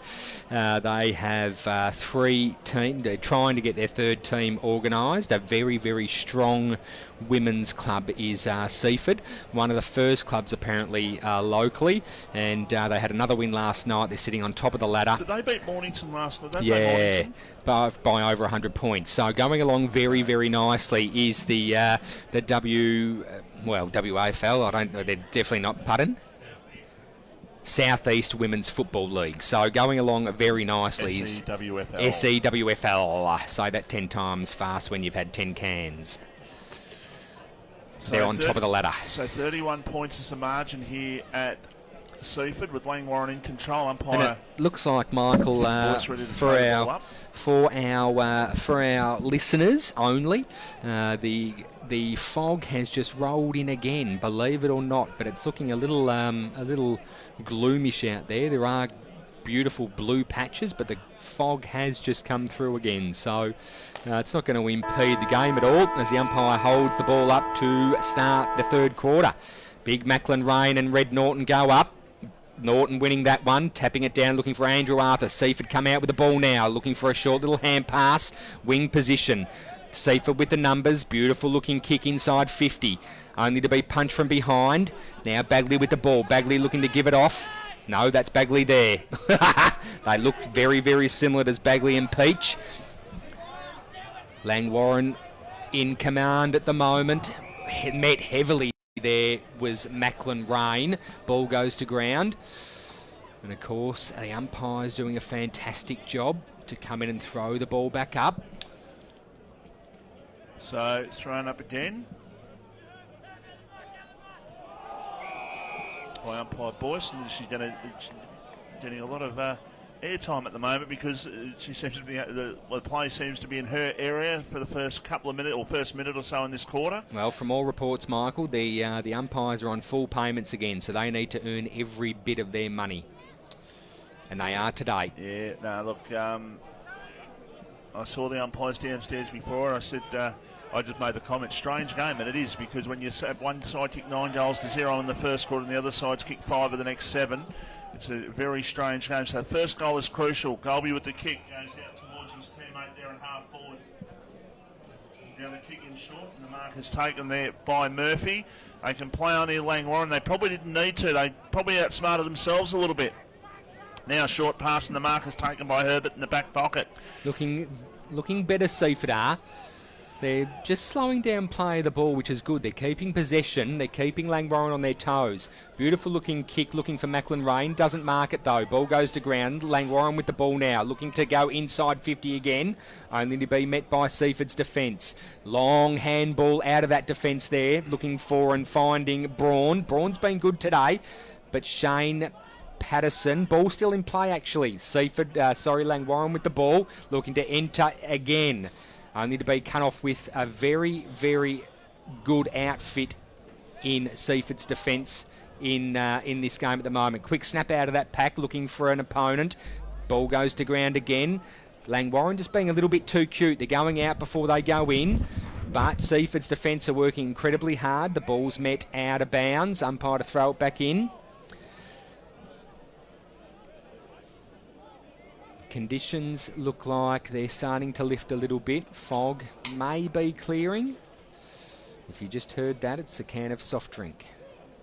I promise. Definitely is. Seaford with the ball now, looking to clear out of their defensive 50 and doing so. Beautiful kick finding Filipponi. Filipponi stops and props, looking for a running Rayson. Goes up, can't take the mark. Langwarrin back with the ball now, short little pass, looking for Peach, I think that was. Ball goes to ground. Seaford pick it up, do so. Finds Rayson. Rayson sets sail from about 50 and goes bang and puts Seaford Football Netball Club on the board for the first time in this quarter, Michael. First goal was crucial. Seaford got it. Rayson was a reason why they came back in the second quarter, or one of the many reasons, because they started to get the ball, and he was one of the ones that started to get his hands on it, and he's kicked a very good goal there. So the margin is back to 25 points. And boy, oh boy, wowee. I'll just take this a step further. If Seaford win this game from here, I'll tell you what, Blake and Josh would have some major soul searching to do, because they were 52 points in front at quarter time. They're now only 25 in front. Still a long way to go, but they're in control still. Just saw a beautiful replay of that goal kicked by Rayson Vossi, thanks to TV Magic. Beautiful replay. Thank you to our production team. Herbert and also Bateman there, just rolling the ball up and making sure that the umpire takes control, and does. So ball up to take place. Norton gets the ball down. Hand pass looking there for Peach. Might have given away the free kick for over the shoulder, but not to be. The umpire says, I'm going to ball it up once again. Yeah, I just look at this and I just think that 3 umpires, definitely too many out there. But anyhow, that's again, it's just an opinion. It's not big enough short pass. I know, but when they tap on their bum to say cover me, who's going to cover them? No one. If you didn't know, that's code for I'm going to be in play. You need to go around the back of me. So they're not just banging their bottom because they've got a corky or anything like that. It's a little code sign for cover in front of me because I'm taking possession of play. There you go. Fun facts with short pass at 3:28 on a Saturday afternoon. We had fun facts with nipples earlier. Fun facts with nipples earlier. We're just a factual outfit here at RPPFM. You want to know how it is? We'll tell you. And if you don't care, we'll still tell you. And if you don't like it, well, bad luck. There's an opportunity for Herbert. Goes towards full forward. Oh. The mark is taken by your boy Mitch, who plays on. Mitch Cuthbert goes out towards his teammate. Beautiful way to kick. It takes him up. Churcher goes down the line looking for Herdman. He kicked 3 in the first quarter. Hasn't really touched it since. No, he hasn't. Takes the mark defensive side of centre wing. He goes in short. He's got a teammate there who can just take the mark and does. They can work their way down the wing here, which is what they're trying to do. There's a big ass there from Tuddenham. He had 2 defenders on him, managed to get a hand of the ball, but the boundary line met it. Not a bad result for Langwarrin right now. The ball is in the wing position. Margin is 25 points, and the 3:32 Cannock chain is just on its way past. We've had a bit of fun with that today, haven't we? Oh, we have. Well, I missed it last time because they were doing railway works. I like a train. Toot, toot. Does Max like a train? Oh, he's probably never seen one, mate. He'd probably freak out if he saw would it. freak out. So high tackle, free kick. Got it. If Seaford can get the next goal in short pass, bring it back to 3 goals, get the crowd involved. Couldn't agree with you anymore. And, well, that's a poor kick. That's a very really poor kick. No Seaford player within 15 metres here, and they can take an easy mark here. Langwarrin in defence, kicking towards the centre of the ground. Jacobs has got it. He runs off his opponent. He goes to the left foot, kick towards Broomhead. Broomhead will go back. He'll try and break the tackle. He tries to get through. That's holding the ball. That is holding the ball. Oh, he's tried to break it, and then it's pinned to him. So how many times has he gotten away with that today? The second motion was the one that was paid, whereas the first motion should have been the one that was paid. That was a free kick against him. Nevertheless, Hamill gets the ball over towards Golby, and they're away here, Langwarrin. They go down the wing, the railway wing. An opportunity for Super to come forward once again. What? The railway ring. I can't even say it. The railway wing. Yeah, there you go. That's a mouthful. Jesse Murphy takes a beautiful mark. Had it in control, short pass. You did, directly in front, 50 out on the paint. He backs himself from here, and so do I. He had a similar kick not too long ago and just asked a little bit too much of the ball. It was a true up and under kick. She went higher than she did long. From memory, he was the leading goal kicker in the competition a couple of years ago, and hasn't had to do too much today, Jesse Murphy. That's a better looking kick. Until now, that is a goal. And he's first for the day, Michael. Langwarrin answer 12-4-76, Seaford 6-9-45. You're listening and watching RPPFM, the voice of Peninsula Football. Do you have TV antenna or reception issues? Need to wall mount your TV or want extra TV or data points? Then call TV Magic, Frankston and the Peninsula. Call Clint for a free quote on 0484 395 555. TV Magic, we make all your TV problems disappear. A station sponsor. Welcome back here to Seaford. It's been 6-3 since quarter time, but that 9-0 first quarter, that's going to be the telling factor in this game, you would think. So Langwarrin 31 points in front. Norton gets the ball down. Only as far as Bashir, who goes, the kick goes towards half forward. Scully, he was a little bit short there, but he managed to get the ball back off the crumb. Well, he was a little bit short. Pardon the pun. No, he was, because his opponent's knocking the ball up. He's trying to get up. It's like the kid trying to reach up for the thing up high that you can't necessarily get your hand on, but all of a sudden he got his hand on the ball and he went for a short pass, and Shaw's got it. He's having a shot from outside the boundary line to kick his third, Vossi. Thomas Shaw. He's over the boundary fence just about as he climbs over it to get back into the state of play, and he sets sail. He likes it, and so do the Seaford crowd. Beautiful goal kick by Thomas Shaw. Kicks his third and inches Seaford Football Netball Club a little bit closer. You're listening and watching RPPFM, the voice of Peninsula Football. More and more people with a taste for quality are shopping at Eliza Meats. Kevin and his lean team pride themselves on the finest cuts. See our sponsor Kevin at Eliza Meats, 112B Mount Eliza Way, a station sponsor. And welcome back to RF Miles Reserve. Don't give me egg. God. Mate, do us all a favour. And you did. You were polite. You passed on the egg sandwiches, and I only have God to thank for that. Well, I'm not hungry, that's why. Okay. Oh, I'm partial to an egg sandwich, so I'm going to partake. Oh, John boy. Woo. You just stay over there, please. Ball in the centre of the ground. Macklin Rain picks it up, looks for the handball, looking for Rayson. Doesn't find him. Langwarrin with the ball now. Good tackle applied by Rayson. Second attempt, third attempt. Looking for Bagley. Bagley's got the ball now. He tries to molest it into his hands. Met heavily and paid it free. High tackle. Can't take that man's head off without getting a free. So if the room does get a little bit of a stench towards it, it might not you. necessarily be No, me. not on this occasion, I wouldn't have thought. Langwarrin with the ball now. Oh, nearly 50. Play-on's a call, not 15. Seaford with the ball. True wing position. Railway side of the ground. Dropping the ball. Play-on's the call. Bagley picks it up. Goes for a long bomb, looking for the top of the square. Beautiful interceptive mark there by Seaford. Quick to play on, though. They're looking to get this ball moving, and they do so through the centre of the ground. Love a corridor play. Good defensive work by Langwarrin. Ball at half forward flank for Seaford. Hamill with the ball now. Hand pass. True wing position. Pavilion side of the ground. And Langwarrin looking to go forward. Dolby and a hand pass, and they're at half forward here, but they're not sort of... I know they're going to get a free kick. Umpire Boyce said that's a free kick. What for, please? I think too high, but... Okay. So the kick goes inside attacking 50. Seaford defence has just got to try and hold firm here. Margin is 25 points, so... Oh, great mark taken there by Mulvogue. He's been good today, Mulvogue. They can get themselves right back here, or Langwarrin can take it away from them in this last sort of 15 minutes of this quarter for Seaford's sake.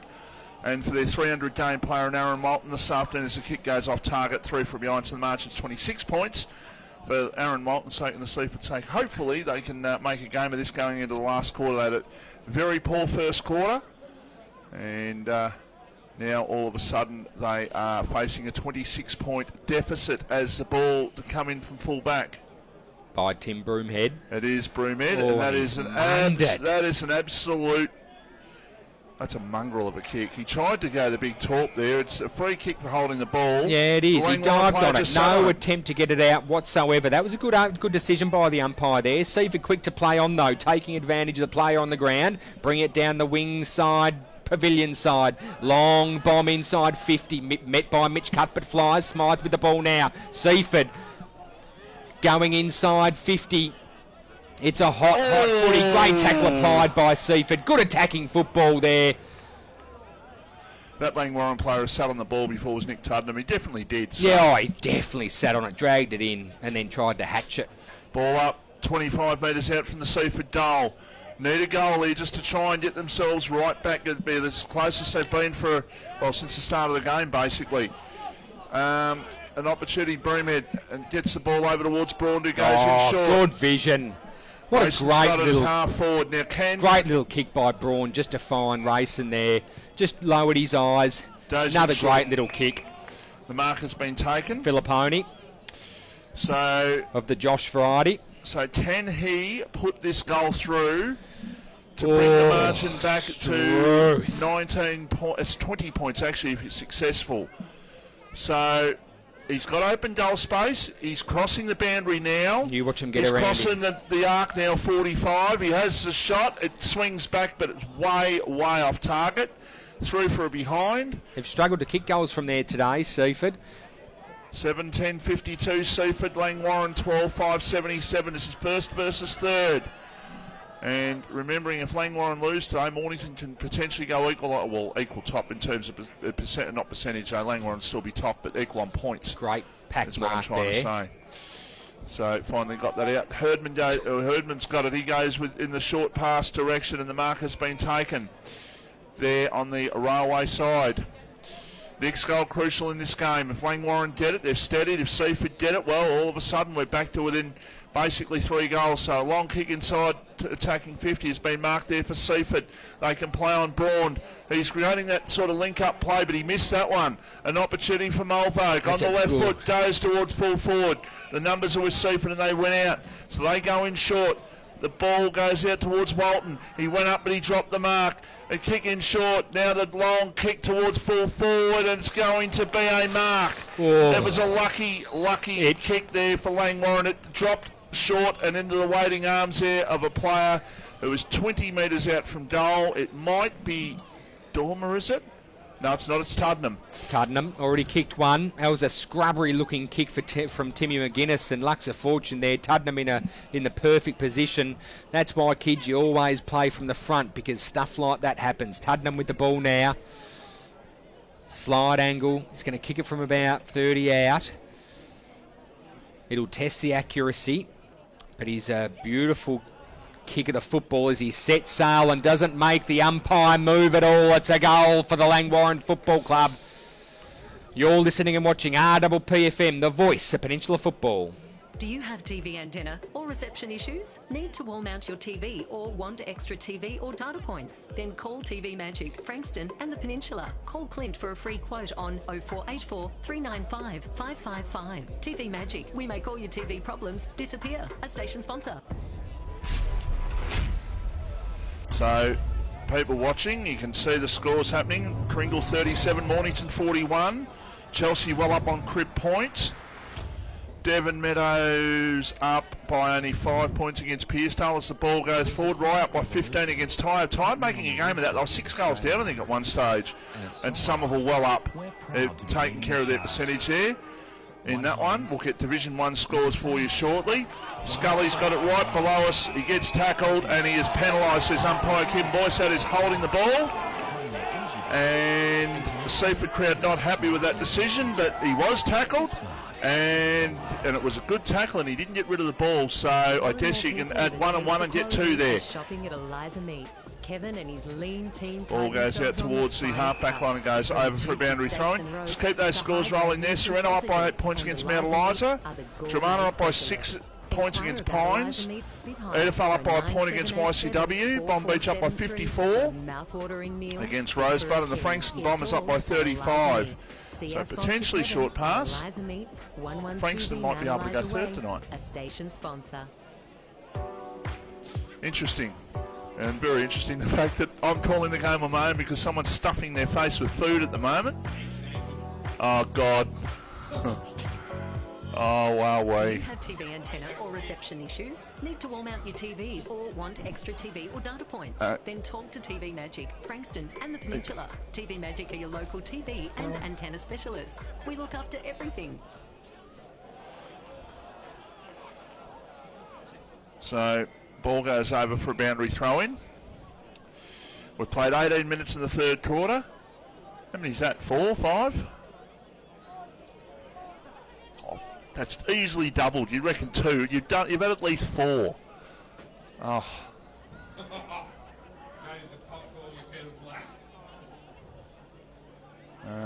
Used to be really good on the fang. I'm not good on the fang anymore. Here's an opportunity here for Langwarrin to go forward. They go towards the top of the goal square going up, and that's a good mark taken in defence there for Seaford. Fremantle up by 41 points at three-quarter time in the AFL, so that game is well and truly over. So we won't be watching that at all. So we're concentrating on this game as you should be. Short pass.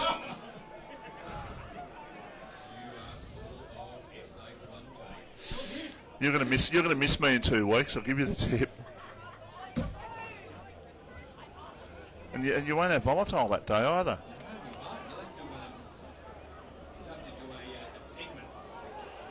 Either that or you can ring me. Gold Coast. Oh, I heard you're going for a meter maid job. Is that right?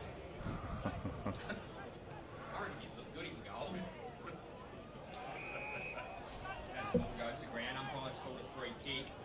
It's going to be a shot on goal here for Langwarrin. Looks like the ball's going to be going to Nick Tuddenham. Again.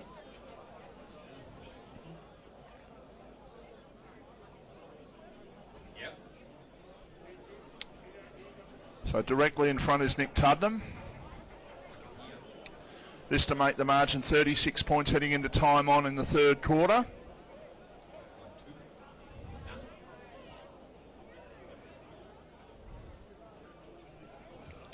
So Tuddenham with it has the shot. And that is a poor kick. Only just scores are behind. So the margin is 31 points here in the match of the day.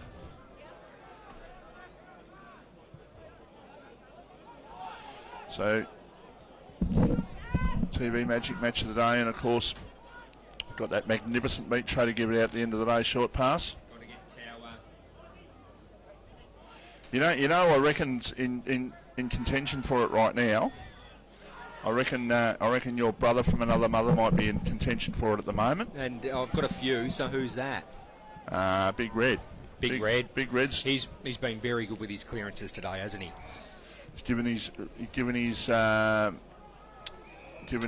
teammates first opportunity. You just want me to stand next to him for a photo, don't you? I do.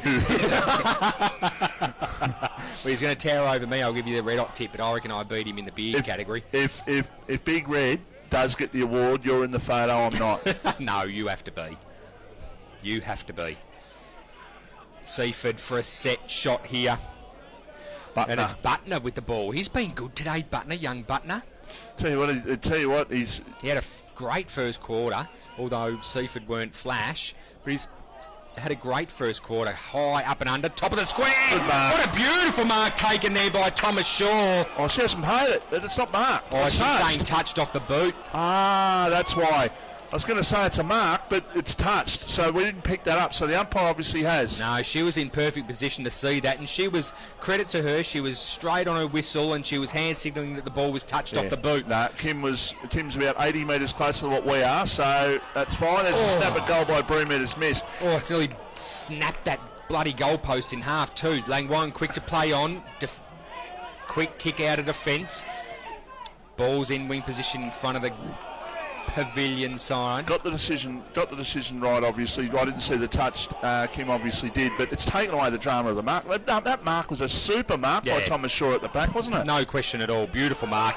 And you might have heard the crowd very much got up and about. Racing with the ball now, looking for an entry inside 50. Decides to go back. Looking for and finding Teakle. Teakle's been good today, sporting a ponytail.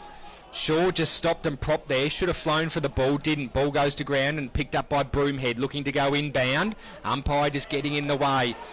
She quick to move. Teakle with the ball there. Met heavily was Teakle. Langwarrin looking to clear and does so in the agency of Peach. Peach looking for a target, couldn't find one. Ball on in wing position, Pavilion side of the ground. Langwarrin still with the ball. McGuinness looking for a kick. Does so, but poorly. Finds the defence of Seaford. Quick to move on, looking like to go down the line. Does so. Looking for Macklin Rain. Ball punch from behind. Big Red Norton. Ball still in play. Umpire blows the whistle. Held on to it for too long, so he's going to ball it up. On the wing, Pavilion side of the ground. No one wins that tap. Ball goes to ground. Peach dives on it, but there is the siren to mark the end of the third term. Wow, we've got a ball game set, that is for sure. The fourth quarter is going to be a cracker, but right now we're going to go to a break and be back with the third quarter wrap. You're listening and watching RPPFM, the voice of Peninsula football.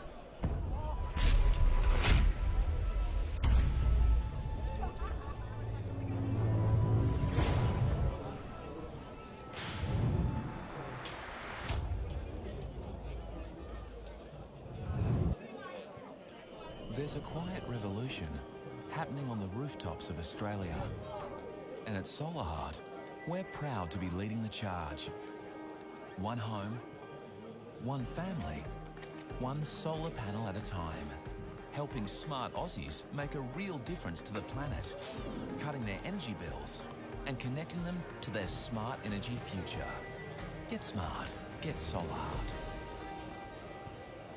More and more people with a taste for quality are shopping at Eliza Meats. Kevin and his lean team pride themselves on the finest cuts, from juicy steaks and roasts to high-grade mince and sausages. And Eliza Meats are the gourmet specialists. Inquire about Eliza Meats Spitfire. Phone 9787 4473 for a mouth-watering meal fit for a king. It's all at Eliza Meats. See our sponsor Kevin at Eliza Meats, 112B Mount Eliza Way, a station sponsor.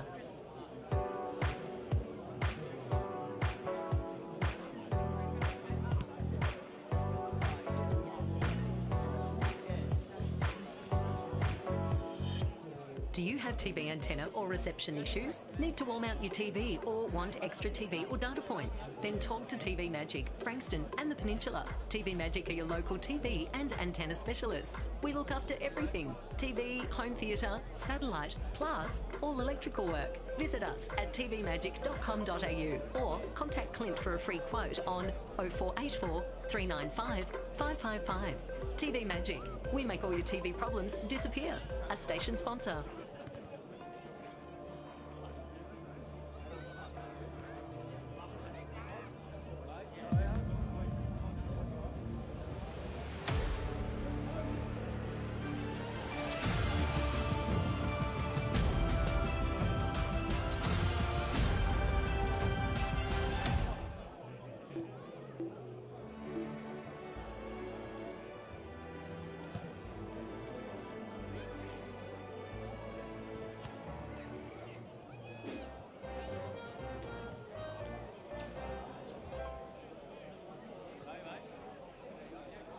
Brighton Auto is your Bayside and Peninsula automotive one-stop shop.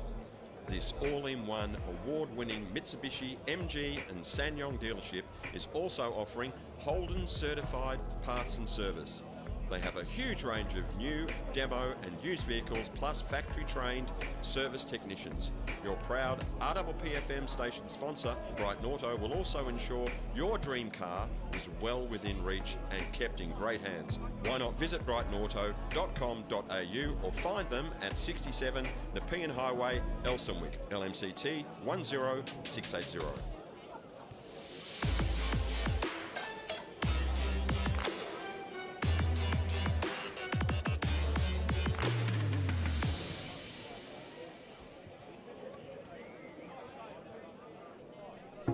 And welcome back to RF Miles Reserve in Seaford. Some scores, boys, for you from around the grounds into the third quarter. Devon Meadows and Pearstale are 51 apiece. Mornington 4-point leaders over Coringal in the third quarter. Our game, of course, here, Langy up by 31 points. Somerville putting Hastings to the sword, 17-15, 117 to Hastings 5-6, 36. Rye 20-point leaders over Tyab into the fourth quarter, and Chelsea all over Crib Point 82-8. And in Division 1, it's Frankston Bombers. We haven't had a score for a little while there. It's 44-9 into the second quarter. Into the third quarter, Dramana at 81, Pine 63. YCW hit the front against Eddie Asp into the fourth quarter, 58-55. Mount Eliza 3 points up on Sorrento in the third quarter, 47-44. And Bond Beach 111, Rosebud 46. Thanks very much for that, Craigo, and thanks to Solar Heart for Around the Grounds. We are here live thanks to TV Magic, Michael Voss. We're seeing a cracking game of football. Seaford nudging ever so closely, but Langwarrin, like the true professionals they are, just quick to change the momentum. They were better in that third quarter than they were the second. There's no question about it. We've still got both teams in their huddles. Looks like Seaford are going to start to break, but I reckon Blake and Josh are just going to keep Langwarrin in for a little bit longer. Crowd starting to disperse from the Seaford huddle, but Zach still has them in as they just start to separate now. We're going to be joining John out on the ground very, very shortly to get his take on what's just taken place. He's making his way to his location where he will be joining us live to discuss what Josh Beard and Blake McCormack had to say. And if you are up the road at Carrum, the 403 train is on its way. So look forward to that. The Frankston line is well and truly in operation. Seaford Station looking ever so beautiful, as well as RF Miles Reserve. You have to love it. We're looking at getting John Boyd just on the line now. He's making connection, just joining the two bits of string together. John, we got you down there, John Boy? No, you might be able to hear the phone going. That's just making sure that... Yeah, I can hear you, Kelly. Ah, very good. It's Adam too, by the way, mate, not Kelly. So anyway, but mate, you were down at Langwarrin huddle. What did Blake and Josh have to say, please? I think Blakey had him straight in the huddle straight after the quarter, even before I got there in the huddle. Joshy Beard pretty much said their composure was definitely gone. He wants to do the old quarterback play where you handball behind, and if we take a free kick, we got the ball, let's take our time and don't rush things. Very, very clean, decisive instruction there from Josh Beard, of course. He doesn't mince his words, that's for sure, as we're waiting for the Somerville huddle to disperse. If you're watching the TV, Langwarrin, it says are 82, and if you look at the scoreboard, it says Langwarrin are 84, so they must have waved that off. So Langwarrin must be 13-6-84. And Seaford are 7-11-53, so the margin is 31 points. I did see the umpires wave their flags to signal that the scoreboard is correct. So we'll just get Craigo to update that for us. There we go, and then one more, and then we're done there. So get one more point on there, and Langwarrin are done. Thank you very much, boys. It's showtime, Bossy. Get us last quarter. Seaford. Aaron Moulton playing his 300th game. Can they produce a quarter out of the box, a bit like what Brisbane did a few years ago when Ash McGrath kicked the goal and they were 9 goals down in the last quarter? Can they produce something awesome there? Speaking of Moulton, he might get I thought he might have got a free kick there, but not to be. The umpire says he's going to ball it up. Thought he might have been tackled without the ball there. But yeah, Brisbane were 9 goals behind against Geelong. Ash McGrath played his 200th game that night, and they managed to get the win for him. So can they pull something out of the fire like that? Time will tell. A goal early, and all of a sudden it might get the crowd involved. But 31 points is a big, big lead to overcome. There's an opportunity. Broomhead just dipped the Danag on the left foot. The snap at goal by Broomhead. It's not going to make it. It looked good off the boot, and then it just sort of held up a little bit. It's been taken off the hands through for a behind. So 7-12-54, Seaford-Langwarrin 13-6-84. We've played a minute in the last quarter. On the Ray Wider Frankston scoreboard, Michael. And the TV Magic match of the day. Oh, look at you go. You love it. You're a sponsor lover. Sponsor tart. Oh, I was going to say something else then, but I'm glad you said that, because it wasn't me. Being a little bit facetious here. We love our sponsors, we do. We do. We're equal opportunity lovers of our sponsors, aren't we? We love all our sponsors. We wouldn't be here without him. There's no question about it. We do love a good Barbie, though, don't we? Yes, thanks to Kevin Eliza Meats. He'll be providing a beautiful meat tray. I haven't laid eyes on it yet, but it's always the finest cuts that he produces out of his beautiful butchery department. TV Magic bringing you all the pictures that you're seeing live on Facebook as the kick goes down the line towards Jacobs. He tried to go up and take the mark, but it came to the back. He might have just dived on his opponent there and given away the free kick. Not to be, said the umpire. It's taken by Murphy. Then he just drops it and tries to charge and milk a free kick. He didn't get it. Herbert tried to give the Joe the Goose sort of hand pass over the top there to his mate to get him away, but unfortunately the ball was knocked away and goes over the line for a boundary throw in. So ball to be thrown back into play. And Norton in the ruck's I think he's had a pretty good day anyhow. I'd be interested in see what the boys in the box think as we move along throughout the afternoon. Well, there's been a mention that Rayson for Seaford, wearing number 4, playing on Tim McGuinness from Langwarrin, has been very good today, and in fact Tim McGuinness has been reasonably quiet, which would only suggest that Rayson's had a day out, as there's been a beautiful mark taken inside 50 by Jesse Murphy. Great lead-up mark. Very, very nice. He's not been great from this distance today, especially the other side of the ground, which is the Seaford side, Seaford Township side. Crowd giving Jesse Murphy plenty of advice. Seaford supporters just advising Jesse how to get it through the big sticks. And he's going to go back and go, that's how you do it. That is how you do it, as he shows his jumper and says, come on the Kangas. You're listening and watching RPPFM, the voice of Peninsula football. I'll go and answer the door. More and more people with a taste for quality are shopping at Eliza Meats. Kevin and his lean team pride themselves on the finest cuts. See our sponsor Kevin at Eliza Meats, 112B Mount Eliza Way, a station sponsor.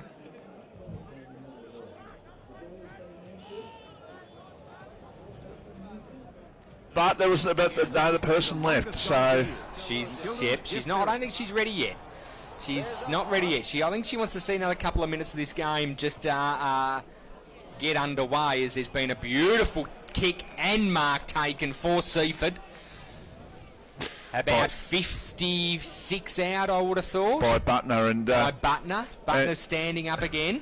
Tell you what, there's not much of him in terms of weight, but by God, he makes up for it in ability and heart, doesn't he? He has set sail with a long bomb, top of the square, to be punched over. Through for a minor. 7-12-54, plays 7-13-55, plays 14-6-90. That's on the Ray Wider Frankston scoreboard. Mitch Cuthbert to bring the ball back in. What's he going to do? He's just going to have a short pass in the back pocket there. Switch on play by Langwarrin, looking for Zach Andrew Arthur. He balks his opponent, plays on. Beautiful little short kick, looking for but not finding. Drop mark, goes down the line looking for Charles. Charles has been quiet today, still going down the line. Smart football. Scully with the ball now, in and under, very swift little play he is. Beautiful way to kick too, finds his opponent. The 402 to Cannonooks, well and truly on target, by the way. Well and truly on target. Herbert with the ball, goes inbound. Beautiful mark taken inside 50 by that man there in Shaw. His quick kick 2 today, too far out to score, I reckon. 3 today. I missed that one, thank you, Michael. 2 in the second quarter, 1 in the third. Thank you. But he backs himself. He's going to waltz in, and he goes the big top! Top of the square, doesn't make the distance. Still in play, though. Still in play. But met by Tim Broomhead, and he massages his opponent over the line. Massages him over the line. Just caresses him. Just caresses him. Doesn't manhandle him. Didn't quite get that. Didn't fence him. Just caressed him over the line. Thomas Shaw didn't quite get the top on that one. Didn't quite come off the boot. Didn't quite get onto it. Didn't get the distance. Racing just bumps off his opponent there in Herdman. That was both players get back up.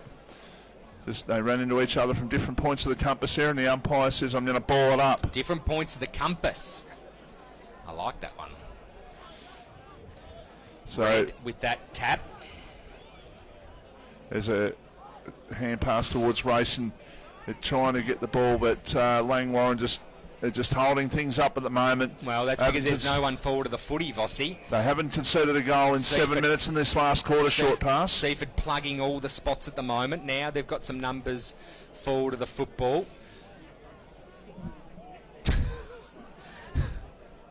You're just itching for it to come in, aren't you?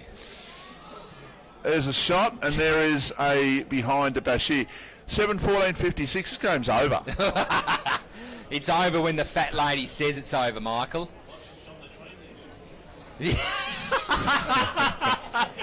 She's on the 404 at Seaford. She's getting off. You might see her just roll down the little path at the back there. Did I just see a butt come out the window?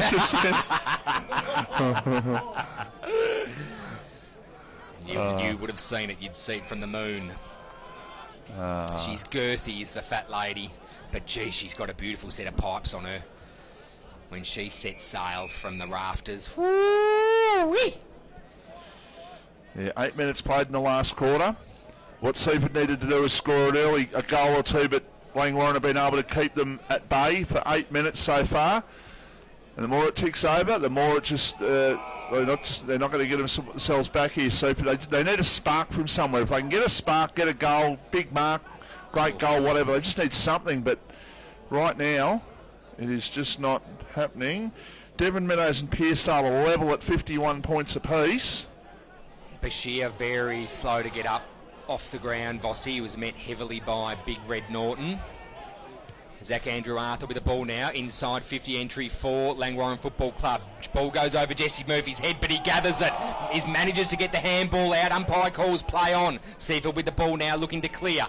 Only to be met. Oh, jeez, it is a hot footy out there at the moment. Racing tries to pick it up. It's only been picked up by Langwarrin. Zach Andrew Arthur spins and that's a shot goal and doesn't quite make it through for a minor. He could have gone a couple of steps there. Instead, he just turned and said, "I'm going to go the big snap here." Yeah, he probably had a little bit more time there. Not enough talk out there for the Langwarrin attackers.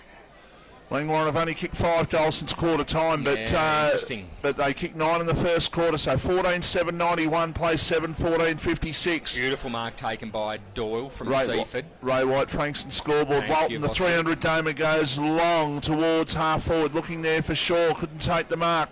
Ball on the ground. Racing ran past to receive a hand pass. It didn't come his way though. Langwarrin might clear.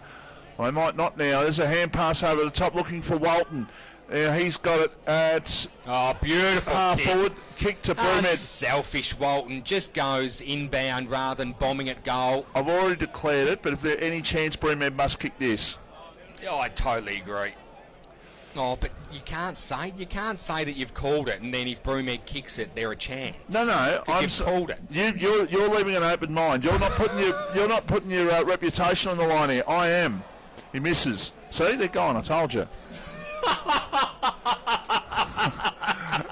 No. Look, they're gone, I told you. 7:21 and 7:15 they've kicked in the two. They just haven't got used to the, I guess, maybe the conditions down here, dare I say. And I say that because they've kicked 14 goals, yeah, well, look, 36 in the last 2 games here. Broomhead's been pretty poor today on set shots. He's been fantastic around the ground, and I mean around the ground. He's kicked the ball out of full back. He's led from the goal square, and he's been on the ball. So he's a true utility player, but that's what you ask of ex-AFL players that come down to play local football. And look, he's been exceptional today. But you know, if you were to give anyone the chocolates from Seaford to be that man there that just kicked it racing, looking for another inside 50 entry, and does so in finding Filipponi. Filipponi marks inside 50. There's still a chance here, Seaford. Can they get a little bit of a sniff? Can they? Michael Voss would suggest not. But I think he just wants to lay eyes on the fat lady again, because I think he's got a little soft spot for her. There is no question about it. He loves the way she goes about her business.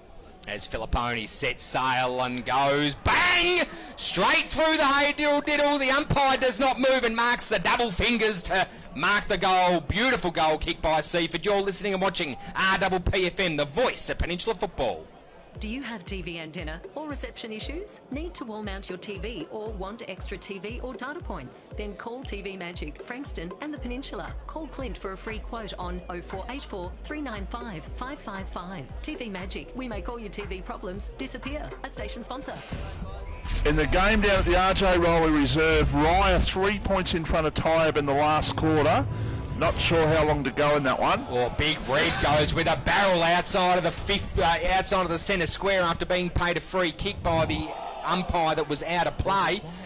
Inside 50, still for Langwarrin. Seaford looking at clearing now. Great tackle applied there. Slung to the ground. Ball comes out. Met heavily was young Scully.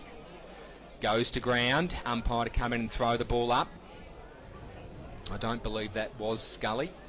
Definitely not, because he's about 3 foot taller. It was actually McCartney. Great tackle applied. Ball comes out. Langwarrin in possession.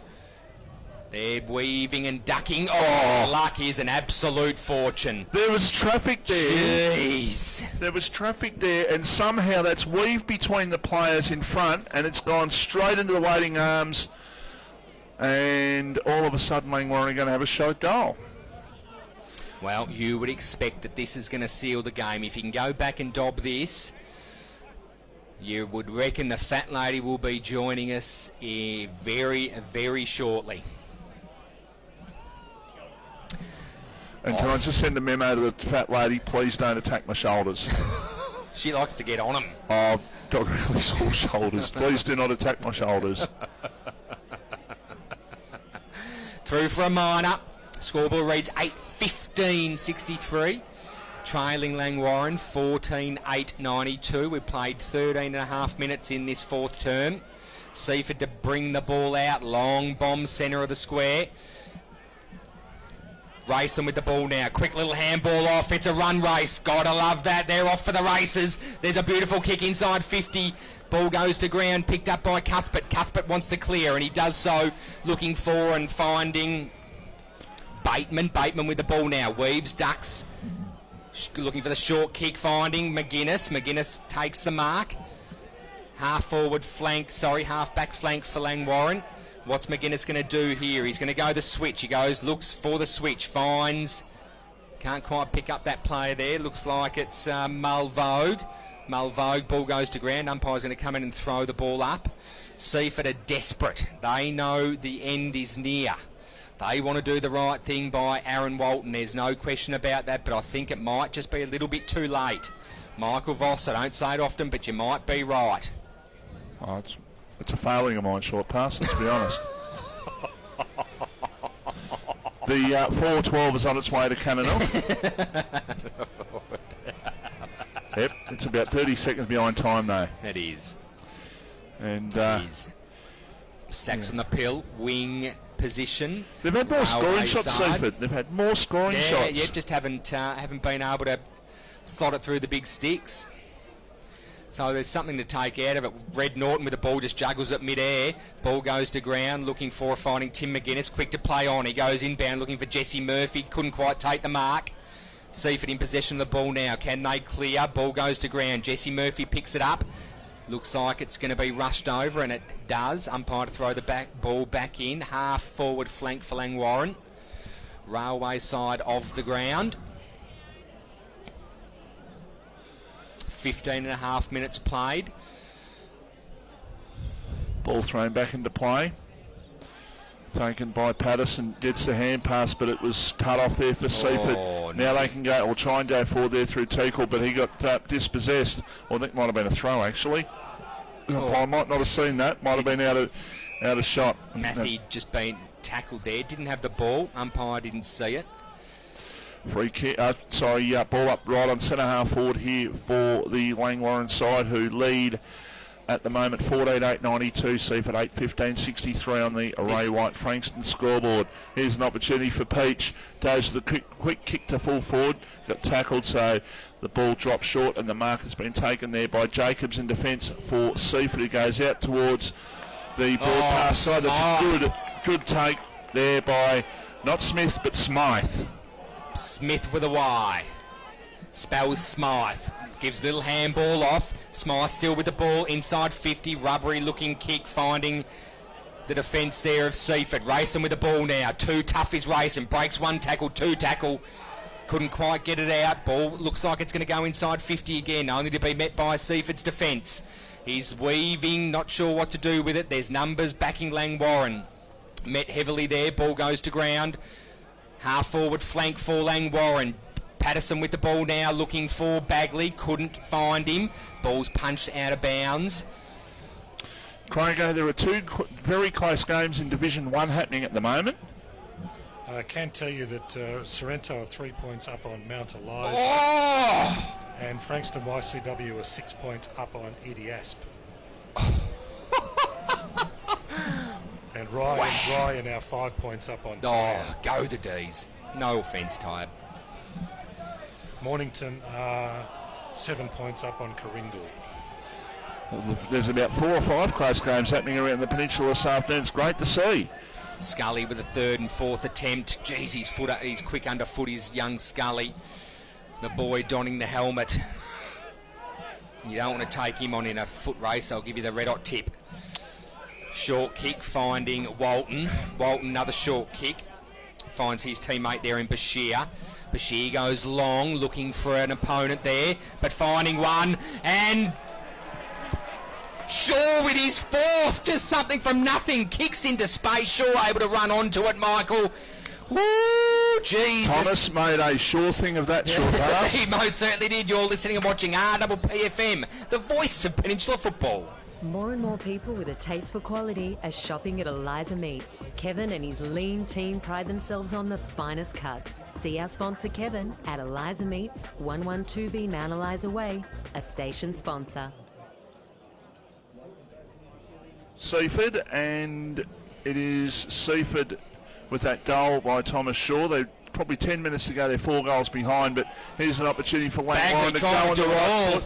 Haven't seen Mark Bagley for a while, to be perfectly honest. Hasn't been Mark Bagley's best day. No, he's just been sitting most of the time in the goal square, Vossi. So he hasn't been coming off the ground. He's just being rested up forward, which you'd expect from a high-profile player like Baggers.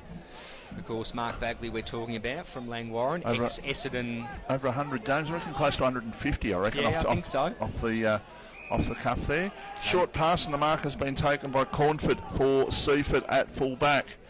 Looking to go long and high. He does towards the centre of the ground. Macklin Rain got pushed, or he might have exaggerated the contact. He contacted it a little bit. Got a little hip nudge from Big Red Norton, but he definitely put the mayo on it, that's for sure. Ball at centre half forward. The umpire says I'm going to ball it up. So Seaford, in effect, well, let's Langwarrin kick this. Langwarrin's kicked 2 in this last quarter, was it? 2? And or 1, and Seaford had kicked a couple.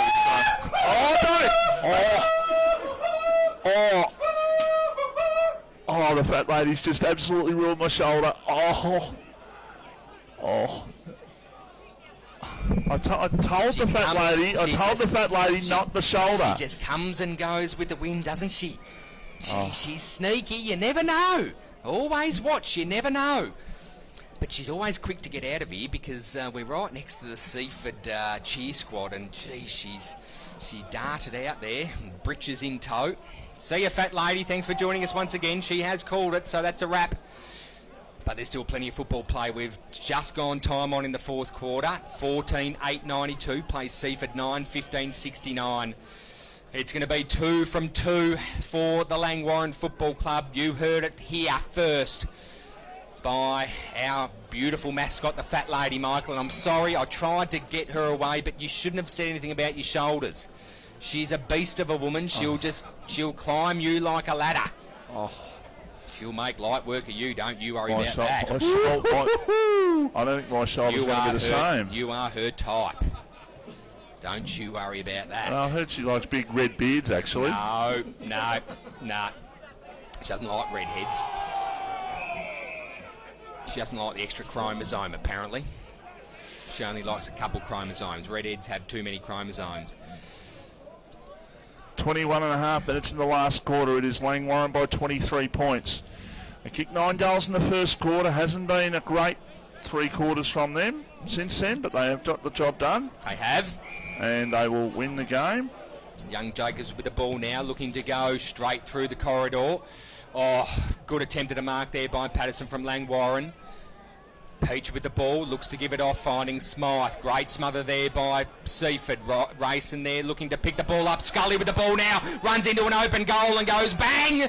And kicks it out the ball. Absolutely just comes left on Albuquerque. There was an opportunity there, short pass. Well, he had plenty of time and he just rushed the kick.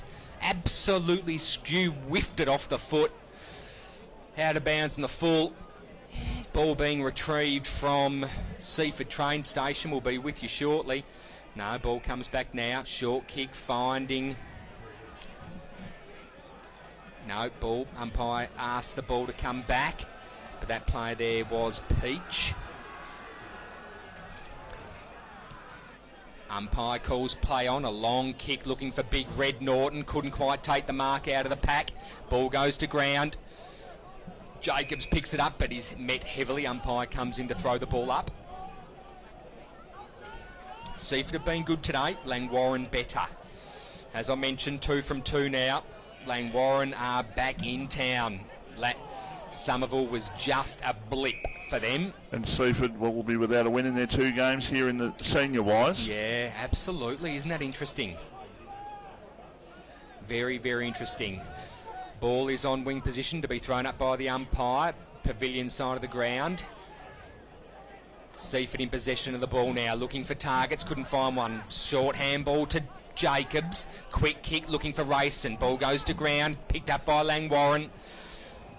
Half forward flank. Big Red with the ball, looks to give the don't argue, but just pays off. Quick continue, looking for Jesse Murphy. Beautiful mark taken. Fantastic mark taken there. Not sure if it is Jesse Murphy, just waiting for that player to turn around. I think it might have been, is it Colby? Can't quite pick him up yet. Turn around, mate. Can't see your number. It's not Dormer, is it? No, it looks like it's Tuddenham. I think it's Tuddenham. Or is it Colby? I'll just make someone up because if you're listening on the radio, you can't really see anyway. So there will be a replay. If you're at home watching, you'll be able to see that beautiful passage of play. But to absolutely seal the game is this young Langwarrin boy as he sets sail from about 40 out. Just pushes it right. It was Tuddenham. And it was Tuddenham. Should have backed myself. Replay. Beautiful lead mark. Jeez. I love it when players come out on that. Reminds me of the 80s and 90s when football was good. You love it when Nibbles talks replays with you. Oh, I do too. I love it. The fact that a community radio station can bring you footage like that, replay machines, and it's just brilliant. It's brilliant. I love what we do here at RPP. There's no question about that. Short kick finding Peach. Peach stops and props, looks for someone inbound. He's looking to go long, I think. He's asking for someone to move. He just goes long and strong. Jesse Murphy's the target. Couldn't quite take a mark. Quick handball out of that stoppage. That's that man there again in Tuddenham, Zach Andrew Arthur, just a little bit scared of it then, didn't commit. Ball picked up by Seaford, long kick goes straight through the corridor to be met beautifully there by Tate. Tate's been good today, been quiet but good in sections. Looking for Zach Andrew Arthur, wing position, railway side of the ground. Zach Andrew Arthur plays on, man with 3 first names, only, well, high up and under. And that is the final siren for today here at RF Miles Reserve, where Langwarrin defeated Seaford 14-9-93, played Seaford 9-15-69. They are yet to have a win here at RF Miles Reserve. Langwarrin just way too good today. They pretty much won the game in the first quarter, kicking 9 goals to Seaford's 4 points. We might take a quick break and be back with the full-time wrap here from RF Miles Reserve. You're listening and watching RPPFM, the voice of Peninsula football.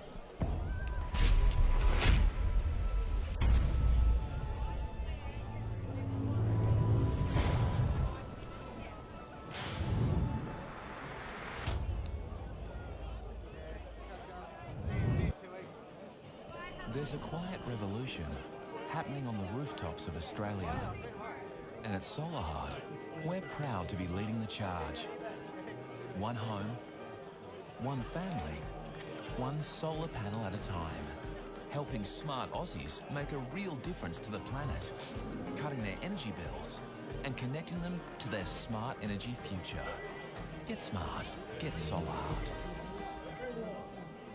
More and more people with a taste for quality are shopping at Eliza Meats. Kevin and his lean team pride themselves on the finest cuts, from juicy steaks and roasts to high-grade mince and sausages. And Eliza Meats are the gourmet specialists. Inquire about Eliza Meats Spit Hire. Phone 9787 4473 for a mouth-watering meal fit for a king. It's all at Eliza Meats. See our sponsor Kevin at Eliza Meats, 112B Mount Eliza Way, a station sponsor.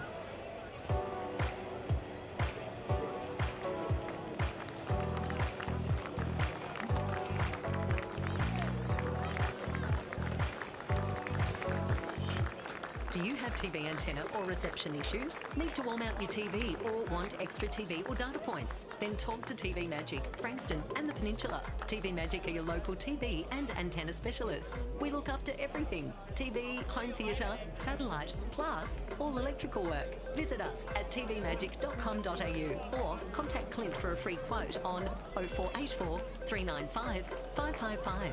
TV Magic. We make all your TV problems disappear. A station sponsor.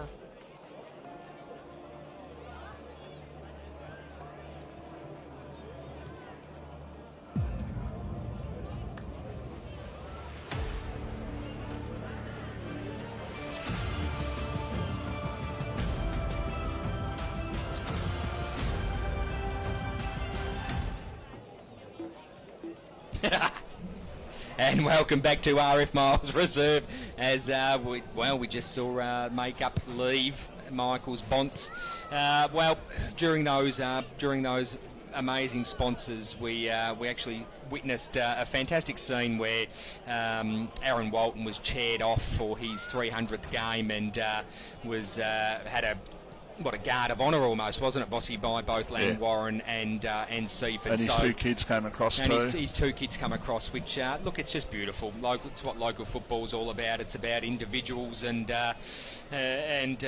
teams in a team sport. So fantastic scenes here at RF Miles Reserve where, we witnessed a pretty good game today. There's no question about that. The scoreboard blew out there. Seaford, gallant effort to them to be able to come back and really match the pace of Langwarrin, especially through the centre.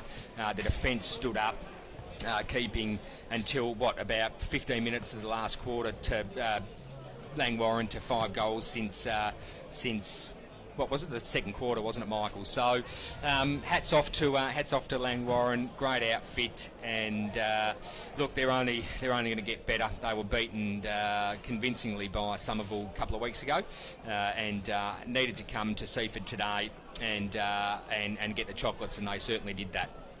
They definitely did. They were 9-3 to 5 behinds in front at quarter time, and well, they've won by 24 points. And if you just take the bare facts, you come here, you're Josh Beard, you're Blake McCormack, you come here, you say, I'm going to take a 24-point win, and you'd think, well, that's fine. But there are things to break down. Langwarrin were up by 52 points, and then all of a sudden, Langwarrin were up by 52 points, and then all of a sudden the margins only ended up 24 points. So Seaford have, I won't say totally dominated, but Seaford definitely had more of the play, and especially through that third quarter. I think they were exceptional through that third quarter. Vossi, I think they changed the momentum of the game. They were able to put majors on the board, and look, it was a great race, and for me was best on for Seaford today. There's no question about that. Number 4, getting around with the nude nut, definitely a fantastic play for Seaford. There's no question. Oh, he creates a lot out there. There's Damien Racing, no doubt about that. But yeah, there was an opportunity there, probably 5 or 6 minutes to go when Scully. Scully went in racing into the open goal through a turnover created by Damien Racing, which would have brought the margin back to 3 goals.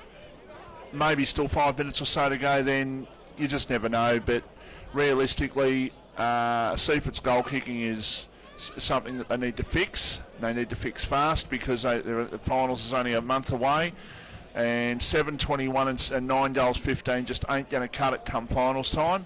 No. So it is a win to Langwarrin this afternoon, and we're going to give out the best on ground award. Now, personally, I don't think this is a game where one player totally dominated, where you could say they got 40 possessions or whatever, or anything like that. But I think there was some honourable mentions today. I think Hamill was good early. I think Blake Peach, Bagley had his moments. Shane Patterson was fantastic. Dormer, can't let him go. Herdman kicked 3 goals in the first 6 minutes. Sean Herdman kicked 3. The back line was fantastic. Smythe, unbelievable today. Smith, not Smith, but Smythe. Oh, Smythe, you. Mitch Cuthbert, of course, stand-up. Your boy. All Australian, all MPNFL backman. There's no question Look down the eye of the camera and just tell Mitch how much you love him. Hi, Mitch. I can't believe you made me do that. We didn't make me do it. But look, Filipponi for Seaford I thought was great today. Butner fantastic. As we said, Rayson was brilliant. Bashir was good early. Shaw, he was able to be their, one of their multiple goal scorers, young Shaw. I thought Butner was fantastic. So look, they've got a lot of positives to draw from Seaford. They'll be very, very disappointed with their first quarter efforts. As you heard John, one of our producers, go down, and we crossed him live at quarter time. There was many expletives from Zach Vanestart. He wasn't happy with their performance, and I know that Seaford Football Club wouldn't have been happy with their performance either. So they come out and proved a point in the second term, but I think just a little bit too far away. They had their opportunities late in the fourth, but couldn't quite get the job done. So it's the chocolates for the Langwarrin Football Netball Club today. It is, and with all that said and done, we should give out the best on ground award today. Yeah, we should. Would you like to do it? Well, I'm going to say the man that set it all up in that first call, where the damage was done. The man who set it all up was the man in the middle, and he's your brother from another mother. His name is Big Red Norton, and he will take the meat tray this afternoon, thanks to Eliza Meats. Thanks to Kevin Eliza Meats. Kevin, his lean team at Eliza Meats. Lean team at Eliza Meats. Yeah, the number one sponsor at RWP. First ever sponsor they were. Is that right? Apparently so. Oh, well, there you go. You learn something new every day. I bet you listeners didn't know that. There you go. Well, Vossi, if you're happy, I'm going to wrap it up. You can wrap it up. Let's wrap it up.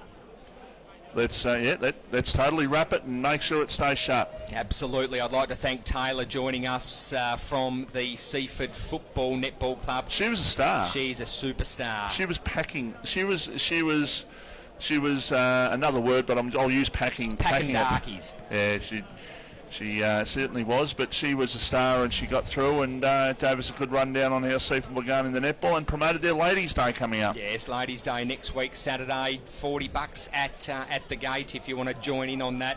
Ladies' Days are always fun. Get behind your club, support your club.